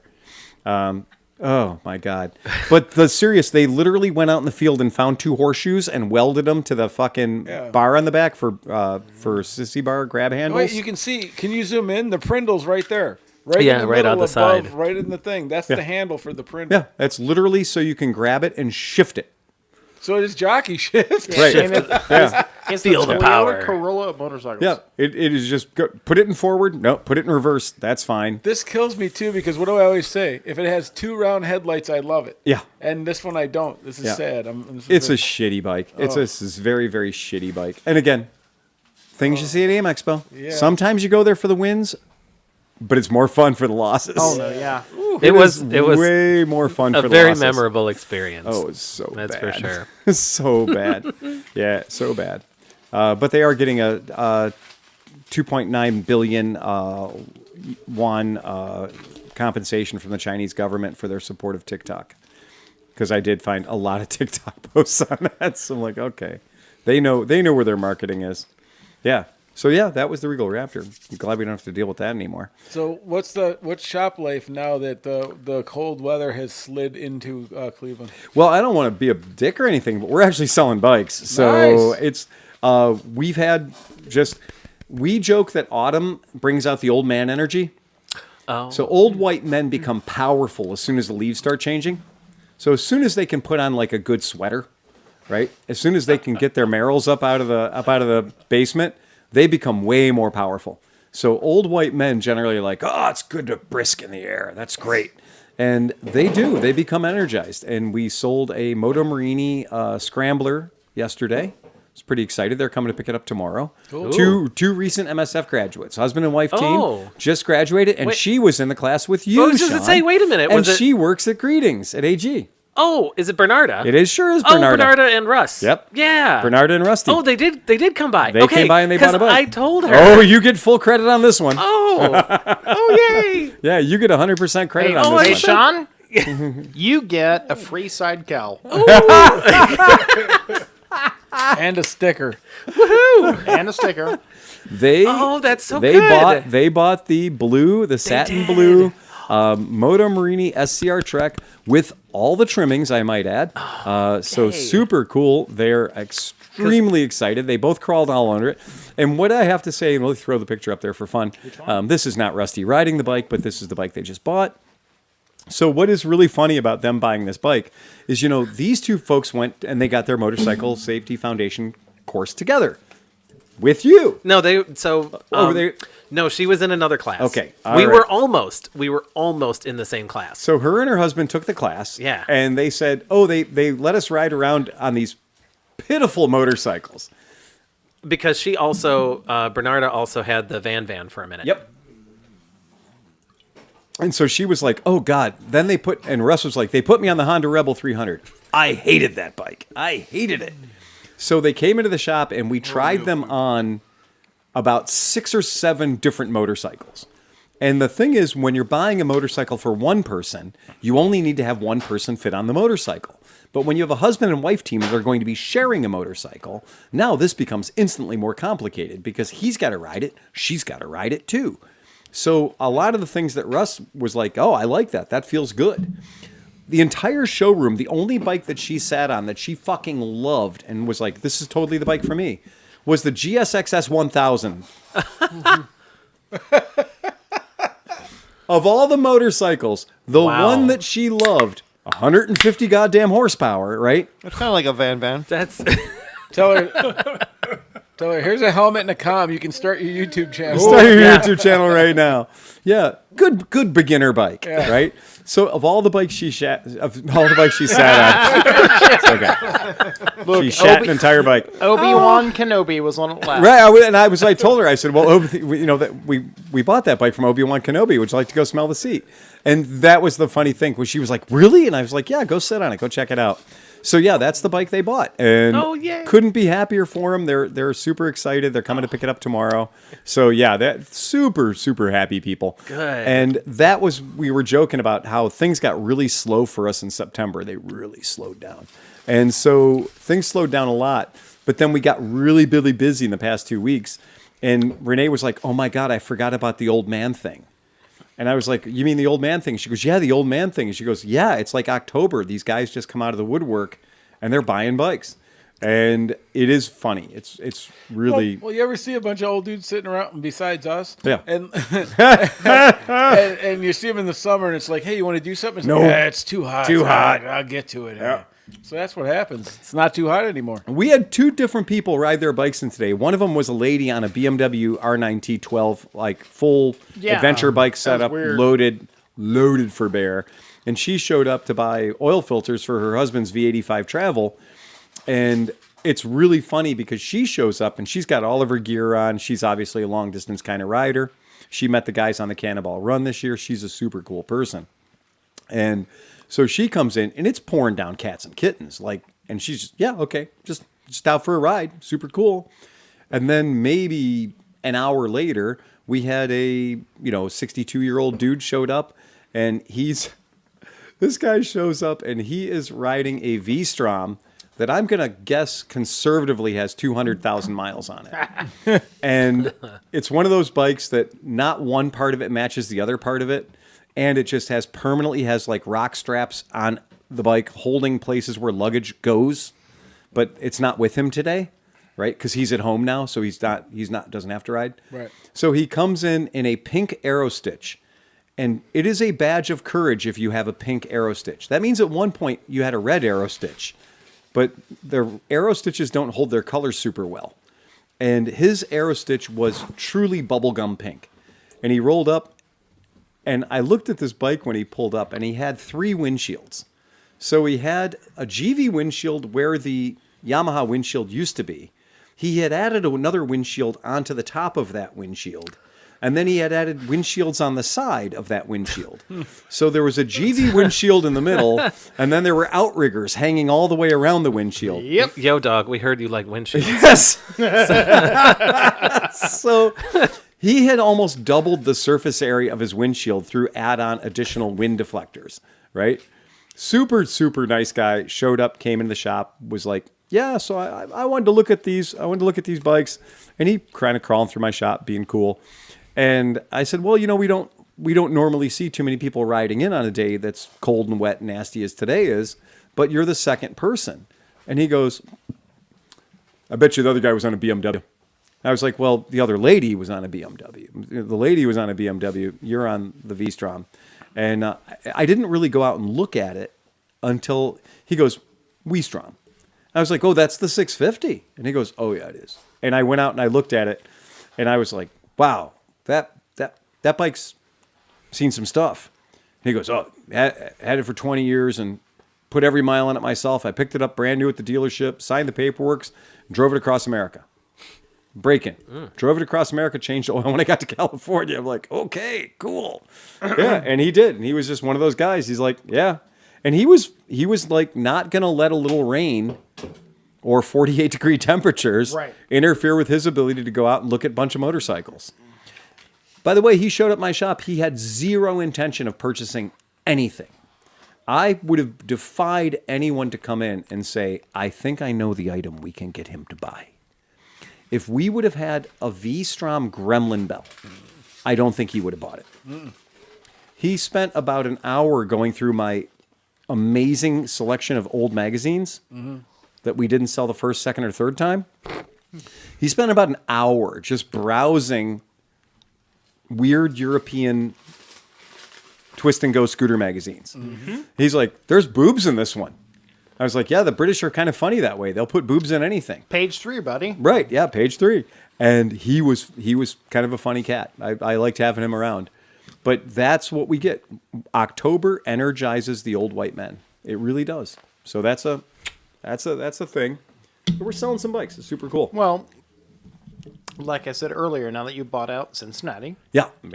and Detroit, we now have the largest selection of pre-tariff Vespas Undoubtedly. in America. Renee counted the showroom. And we're not talking about the hallway, because the hallway gets a little daunting. Correct. The back gets a little daunting. How many PX50s do you want? PX 150s do you want? We are talking about the actual showroom. 131 bikes. Oh, wow. Yeah, 131 bikes. And Yeah. And then I called her attention to 4 that she missed. right. And she was like, I didn't even go over there. And I was like, yeah, well, there's 4 bikes right there. So, Cincinnati. Are they just not doing Vespas anymore? yeah, they stopped doing Vespas. Oh, okay. So they stopped. Now, are you the only Vespa? Only in Ohio now? No. Or Ohio no, dealer? Iron Pony. Iron Pony. So, Iron Pony. but we're still like $3,000 less. And then they gave the Cincinnati franchise to Cadre. So Cadre will be your Cincinnati Vespa dealer. So Cadre Cycle will be your Cincinnati Vespa dealer. Exactly. Yep. So Dan posted something, and he messed up the post, so I followed it and found it, and it's actually a really interesting post. It is. There is a dude out there right now on an Indian Uh-huh. that has done 128,000 miles and in 128 He was days. just on Liza's podcast. Yeah. Was he really? Yeah. I missed that Oh, one. yeah. Yeah. He ended up at what, 164 or something like that. Yeah. And he's been doing a good job of getting the word out. He's been on a lot of podcasts. So See, I did not yeah. hear about that on there, but you posted it, and I saw it, and I was like, holy shit. The guy only knows how to do 1,000-mile days. Yeah. That's it. That's all he knows how to do. But that many days in a row. Yeah. That's insane. Yeah, it's freaking crazy. It's like when Eddie Izzard, when he did, 18 marathons in 18 days. You know, it's just that kind of a thing. It seems impossible. Yeah. But people do it. And they just have that level of commitment. They have that level of training. It is wild. But they also have a system. And when you listen to his interview, he's got a system. He knows where he's going. He gets up at fucking 4 o'clock in the morning or 3 o'clock in the morning, and he does a whole lot of miles before there's any traffic on it. There's 2, because Justin and I'm not going to say that, but they've said 145 and 145 days. 145 Ks, 145 days. Yeah. So does he do mostly highway and high speed and that kind of stuff? Oh, I mean, and knocked off the bike and broke collarbone. Jesus Christ. Because that's what Oh, happens. that was on the 70th day. Yeah. So he continued for a whole nother 70 days after that. Yeah. Just the tires and the oil changes and shit you'd go through too. I mean, it's like it's got cut into your riding time, but to keep it up. When you listen to when they were talking about Wendy Crockett and her riding partner, and they have a storage unit set up centrally in the United States where they've got a tire machine. They got a workshop set up in a rental unit so that when they're doing cross-country runs, they know where their next tire is because they know they put it there. So Because they order tires into that location, and so they know that if they need a tire or they need a repair in a hurry, there's a lift there, there's all their tools there. In addition to being a fucking shit-hot mechanic, Wendy's also logistically, they're smart enough to have that base of operations so they don't have to go to South Dakota every time they need a tire. that is legit one of the most ingenious things I've ever heard of. It's really smart. It's So really this clever. guy's got an auxiliary tank on the back of his bike too. I Got think. everything. Yeah, so Well, he can 'cause- get an extra, Well, those 1,000 miles. On those it. ox tanks on Wendy's FJR, are those water or They're- those gas? There's gas, and they're molded right into the bike. Because that was to me, because everybody kept coming up like, what is that? Yeah. It's either gas or It's a water. Yamaha FJ 1300 designed to go a million forever. miles. Yeah, right. Designed to go forever. So- Long Haul Paul too. I've- We've been watching him for years. Long Haul Paul's another guy. Well, I've said Changing for the world a million long miles at a time. and this is before Phil went, hey, you need to come to Cleveland. I have said for years, if someone would pay me Mm-hmm. a ridiculous amount of money $6 in a van. $6. No. I'll give you $6. In a fully equipped van to follow them. All right, 10. And fix their broken shit while they're on the road doing these crazy fucking adventures. I'd totally go in on it. Mm-hmm. Like, hey, if you want a dedicated mechanic, I'm your guy. Right. And then Phil Podcast listeners, toss money in. Come on. We No. want to put Tom on the road. toss money at Phil, and Phil will go, you know what? I don't need you from November to March. Go. Well, keep in mind that our friend Joel Casola actually does He that. does. So he follows those gentlemen's races, those runs across America on 100-year-old motorcycles. Pre-war bikes, and I am envious of that. Yeah. I have a video of those on my channel as well. When Yeah. they came to Toledo, me That's and exactly Johnny right. Mac went. Remember that? I'm not a pre-war guy, but I was wish dozing was. off. Where was it? What was that cinch? The Cannonball Run. Oh yeah, that was awesome. That Seeing was all really those cool. really God. old bikes. I wish I had the money to be able to invest in pre-war bikes. Have at it. You guys. I know. Oh, Yeah. I like looking at them. I don't Yeah. know. Everyone. I like No. talking to the guys and telling us about all their hard work. Right, exactly. Yes, absolutely. But I'm Joe definitely has that. totally gotten in on that. So Yeah. I am not gonna. I'm envious of Joe, but I get his dedication. It's- I can't imagine putting that much work and that much effort in something, and then it goes 40. yeah. Like, all right. No, it goes 40 if you pump the bicycle tire pump full of oil to keep the oil to keep up. the crank bearings from seizing. Right. Yeah, it is. If you want to look up the guy who's doing it, look up his Instagram handle. His Instagram handle is Vroom Old Man Sleep. If you want to pull this up, I'll give him a big bump. A big bump. So Vroom Old Man, Patrick Cornell. So he's doing it, and like you said, his goal was to do 125,000 miles in 125 days to raise $125,000 for myotonic dystrophy.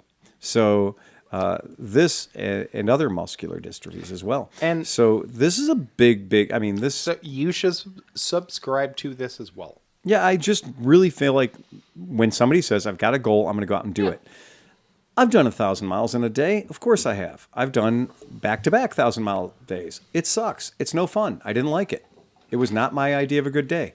To do it for fucking 125 days in a row? Ugh. Are you kidding me? Gluten for punishment. Yes, it is awful. I always get excited. No part of this. I always get excited at work when Sean, did you say gluten for punishment? Yeah, okay. That's me. I was gonna say I always get excited at work when Summit sends us out like a week-long trip. We're like, oh, I get to go do all this stuff for a week. We're gonna go film in the mountains. We're gonna do off-road. And like by the fourth day, you're like, fuck, man, like when's this thing over? And by the fifth day, you're like, I can't wait to be home. But now imagine doing that for like 150 days.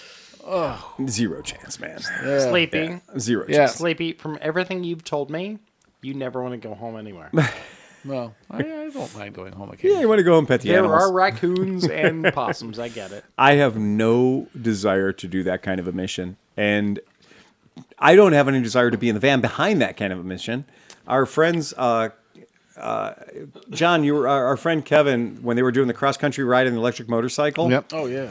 Okay, what's one of the ways things can go wrong? You can have a horrible car crash and totally the chase vehicle. That wasn't the same Kevin.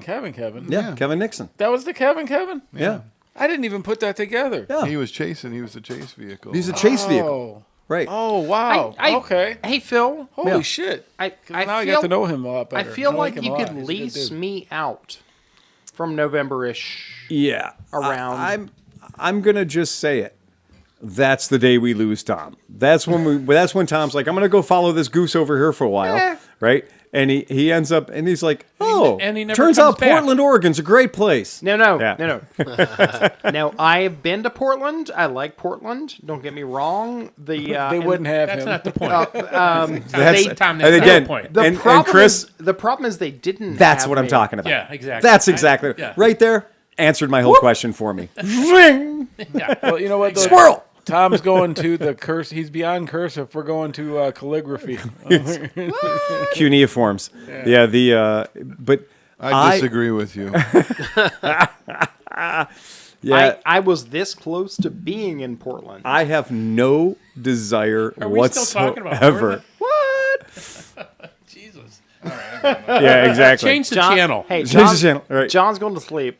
He's going back to sleep. Yeah, right.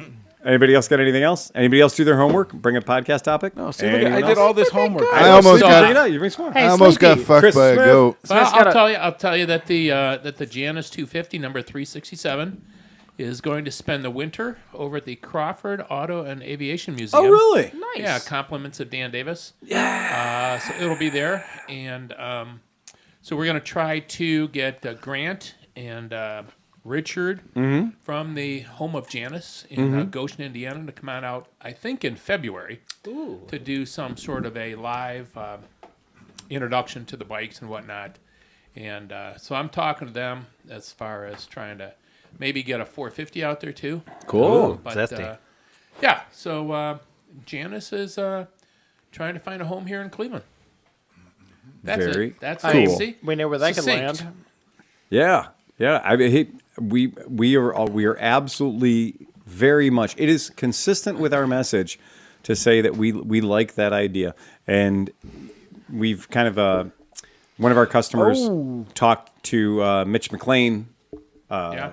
today, and had said sort of the same thing. He'd said, "Hey, man, I'm interested. Like, I didn't know about this 3 weeks ago. I didn't know anything about this, and as a result of coming in, he bought a bike at our shop, and as a result of him buying a bike at our shop and one of our customers' bikes being in the shop at the moment, he was like instantly, like completely, did not know these motorcycles existed on planet Earth."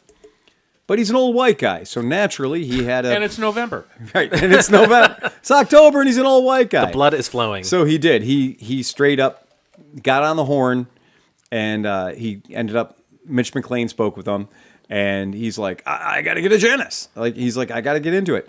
Again, there's been more bandwidth in the past 40 days since Doodle took a dive. You know, that was 6 months ago or whatever. Since the world found out that Doodle took a dive. Yeah.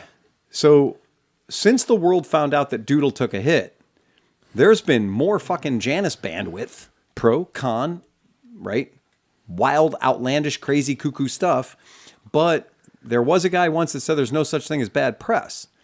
And what's happened is for every person that got up and said, you know, I think that's the worst idea ever. Strangely, 11 people stood up and said, shut your lying whore mouth, right? They said, it's good, you just don't understand it, right? But a little ignorance goes a long way. There's a group of people that say bad gas travels fast in a small town, right? And when you think about that, it's real easy to jump on the bandwagon and be like, I don't understand it, therefore it sucks. But a lot of other people that wanted to try it and actually throw a leg over it and take it for a spin have said, this is pretty fucking cool. It is. It's way funner. It's than pretty you think it's fucking gonna cool. Be, man. And then you graduate to the next level where you're like, it's pretty fucking cool. But it's pretty fucking expensive. And for that, we point you at a thing called the secondary market. So if you're curious, but you're broke, these bikes do end up in the secondary market. I've met some of those guys. Right. You're curious and broke. Hey! Badoom. Is that $20, Johnny. $20. Is that a standard Saturday? I think that happened at the AIM show when he met that guy that was curious. Bro, Got news for you. It happened in Mid-Ohio, too. Sean, what are all the small bills from? bruh, I only got 20. Well, all Well, right. all right. It's almost 4. Same as Are we down- going to dinner? Is it going to be expensive? Give me half an hour. Same as downtown. But a lot of those bikes have very low mileage on them, course. too, because people buy them just on impulse. So they're out Not there. too many people are out there commuting on the Janus. They're not racking up big miles. You're one of the guys. You're one of the few guys that has a decent stack of miles on your bike. Every other Janus I've seen is still in the low 4 digits. You know. Yeah. So Yeah. that's one of those things. But yeah, we love that idea. You know, That's it was pretty cool. kind of funny for me. Yeah. I busted my ass and killed myself and went there within 24 hours, did the video, shot it, edited it, got it up in 36, and it did great. It's like 9,000-10,000 views. Yeah. But a month later, a full month, 4 weeks later, Spite's Corner, great guy, I like his videos, not dogging him at all. Right. Does the same video I did. Yeah. Second day, it's at 400,000 or something. I'm just like, man, what the fuck, man? Guy's a cunt. You know what? No, Isn't no, he the he's guy cool. that Yami He's- Noob fired? Nope. I don't know. This guy's know. all right. He's I don't a know cool either. guy. Dude, I literally Sleeping. don't. I like You it. know what you're gonna have to do? Well, I'm sick of blowing people. Yep. Full. You're gonna have to go full Monty. Well, I do have OnlyFans. So nobody subscribes to it, but I put it up. We can change Oh, that. we can change that. Yep. The Steve has only fan. Yeah. No, I did. Some Scotch tape and some No, I red do. hair dye. OnlyFans. It's my biggest channel fan. about ceiling fans. Look, Just talk look. about all the different. We'll ceiling get you. fans. We'll get a couple of e-girls. You'll be in. well, Oh, no, Spite's eager Corner. holes. You hear about the farmer? He was trying to make his cow come back by singing to it. Didn't work. It was going in one ear and out the other. You only get that at the $5 level or above. Man, So the 7 dwarfs were in a hot tub. And, I like where this is headed. Yes. and Yeah. If I had a nickel. Shut up, everybody. So Doc started feeling sleepy. So Sleepy got out and left.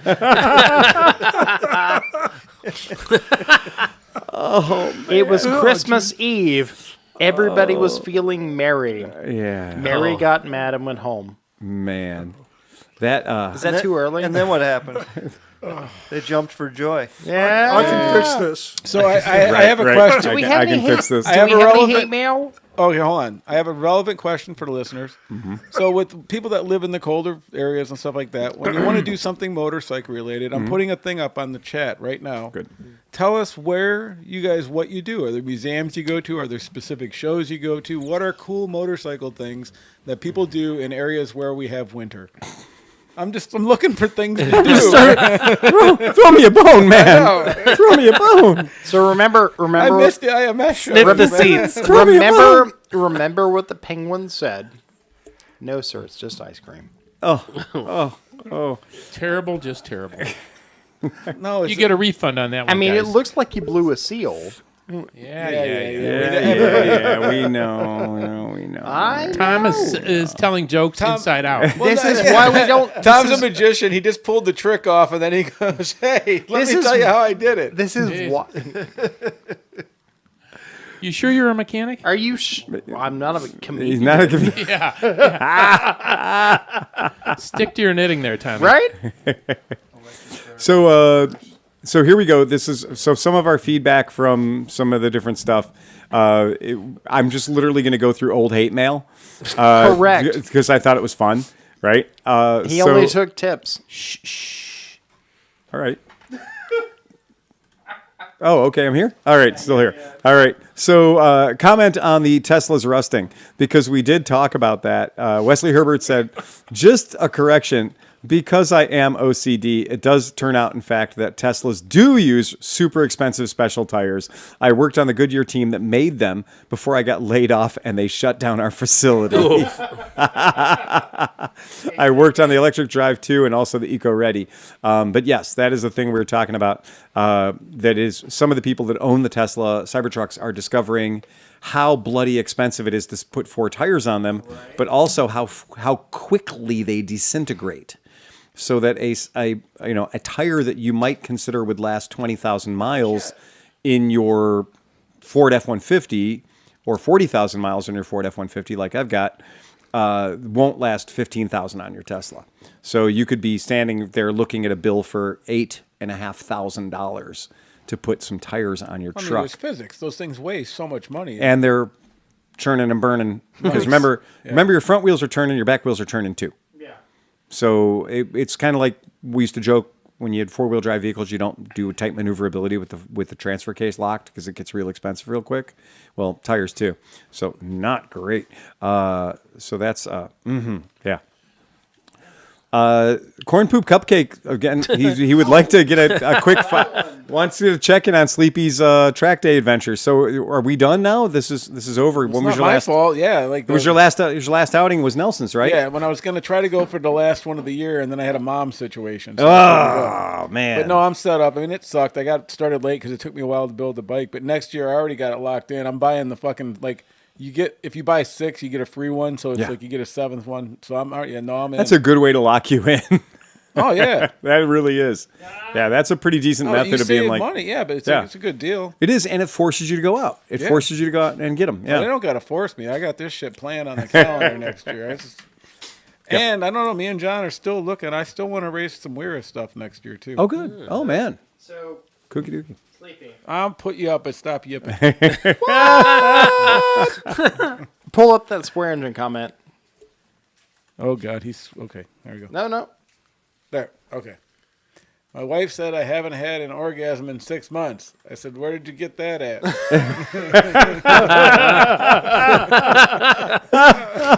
Where did you get that at?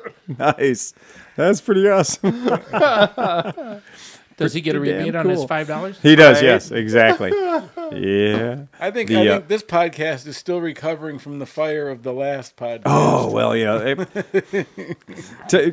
Pete did tell me, he's like, you went off a little bit on the whole fog lights in your Harley thing. I loved it. I was like, put on your seatbelt, kid. We're going for a ride. Dude, I fucking rode that thing the other day, and I got home in one of them. Well, I rode for like 45 miles. One of them's cattywampus again. Fucking hate those things. I'm just going to weld them. I'm just going to zap. Just weld them into the perfect location and leave them. There are like 37 companies that will gladly sell you overpriced ones that won't do that. Does every other want the motorcycle-driven podcast go off on tangents after drinking a lot of goddamn booze, like we do? Well, I'd like to think we provide a unique listening experience to those, especially at the $10 level. Yeah, for those who are joining us, well, no, I did notice some new people on the chat today and stuff, and just know that this is like every time you come in, you're not sure what you're getting. Sometimes you'll get the most insanely technical motorcycle podcast you've ever heard. Time. Yes. Sometimes you get this. Okay, so we did get a sweet. So we've sent out a lot of stuff to our listeners, but sometimes our listeners send shit to us. Right. I got a dozen stone coasters that are emblazoned with the did. ClevelandMoto logo You on did. them. Oh, And they showed up at the shop. It was a heavy ass box. And so thank You're you. like, was it ticking at first? You're like, Thank this you, is Dave heavy. Marzelli. I was like, Nice. did somebody order Nice. books? It was heavy.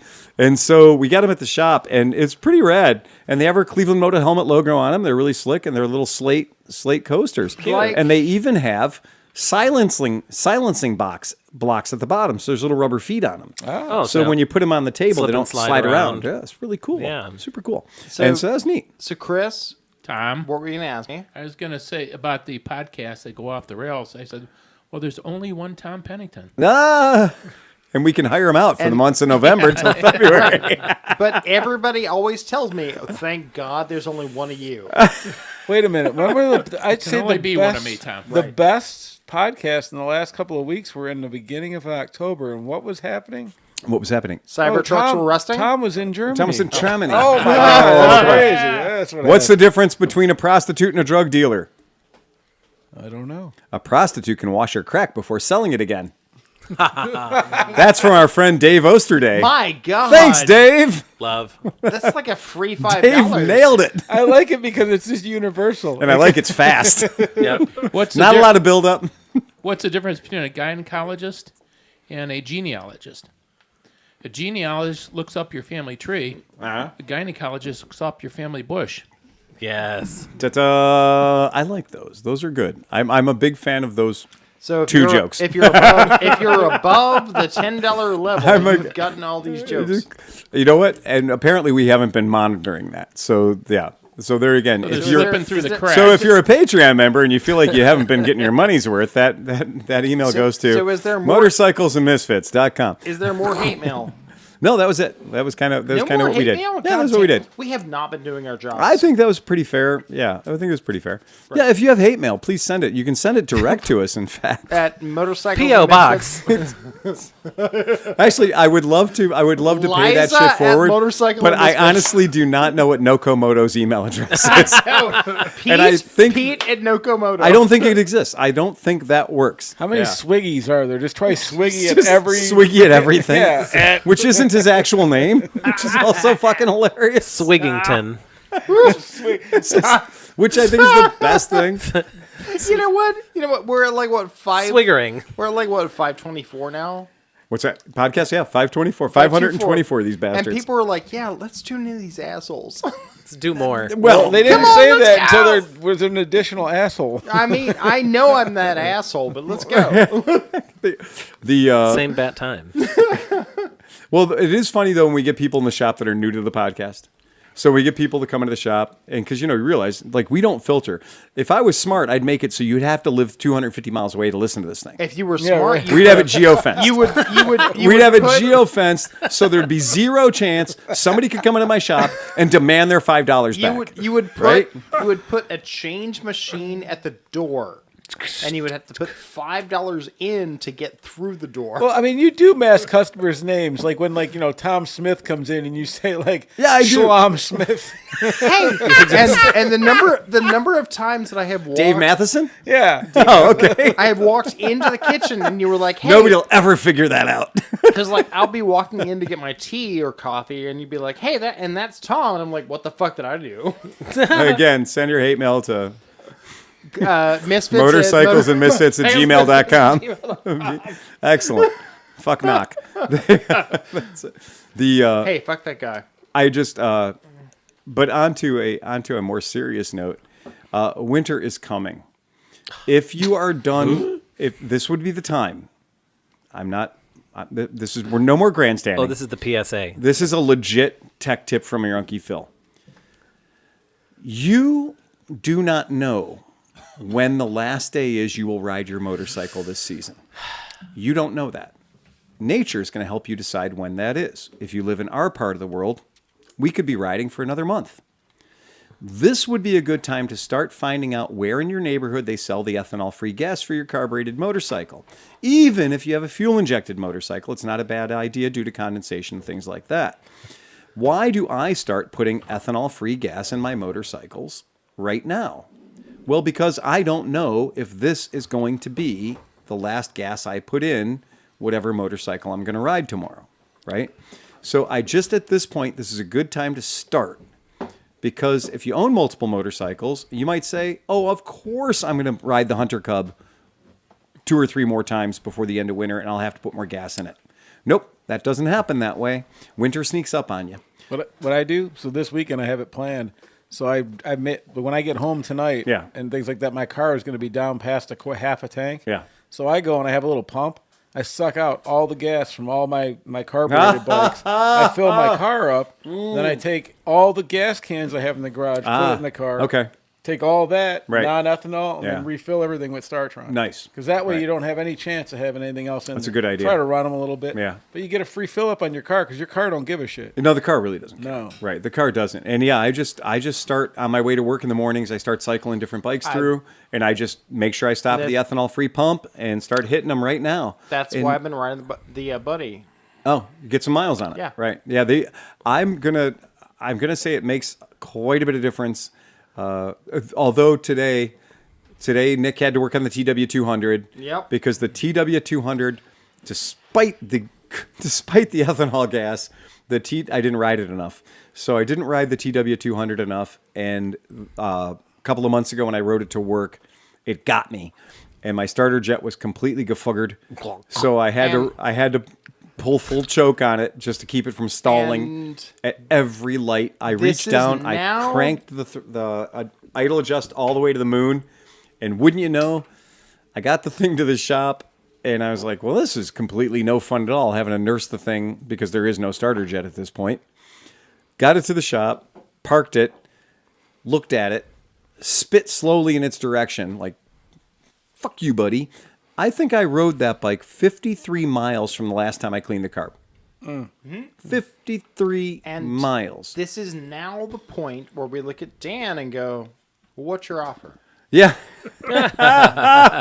Yeah, he could have got a good deal a week ago, but now it's running cherry again, so I don't know. Yeah, right. It's not, yeah. I think I'm over the whole Are you over the TW200 thing? That happens. That's like everybody has to do the 350, the CB350. Right. Everybody has to have one. Right. And you get one. Greatest bike in the world.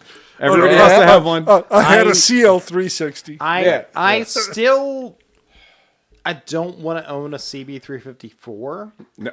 But I love that noise. Yeah. I wouldn't. Those If four somebody pipes. said today, he was like, okay, well, great. tomorrow you have to build a CB350. Mine would guaranteed have 2 cylinders. There is no chance in hell. Even if somebody said, and I'm providing you with a rack of perfectly cleaned, ready-to-go carburetors, I would still say, give me the 2-cylinder. Give me the G model, please. The problem is we have now entered into that phase of winter where we're like, what are we going to work on? I think I know what you're going to work on. They're already surrounding you. There's a red ambassador and a black ambassador and then a silver ambassador. That's fair. And all the ambassadors. That's fair. You could just be doing ambassadors. That's fair. Is Yeah, it just Ambass ambassadors. When you have multiple, is it Ambass? Because the ambassador knobs. you have the beautiful black one, the red one I stupidly pulled apart, and my own personal silver. And Right. You're right. And I got another one in Steve Hoffert's garage I haven't paid for and haven't picked up yet. Oh my god! Yeah, so we have 4 ambassadors. Yeah. So 4 Moto Guzzi ambassadors. And I just saw one sell for legit money on Bring a Trailer. So an ambassador pulled way more than its weight on Bring a Trailer. So apparently that motorcycle has gotten it's gotten a little bit of love, a little bit of respect. Yeah. So all right. Well, nobody else got anything else? So we're going to wake John up so we can do the outro. John. So if nobody has anything else, we're to get us out of here. Ride fast and take chances. Play us out of here, Johnny. Bum, bum,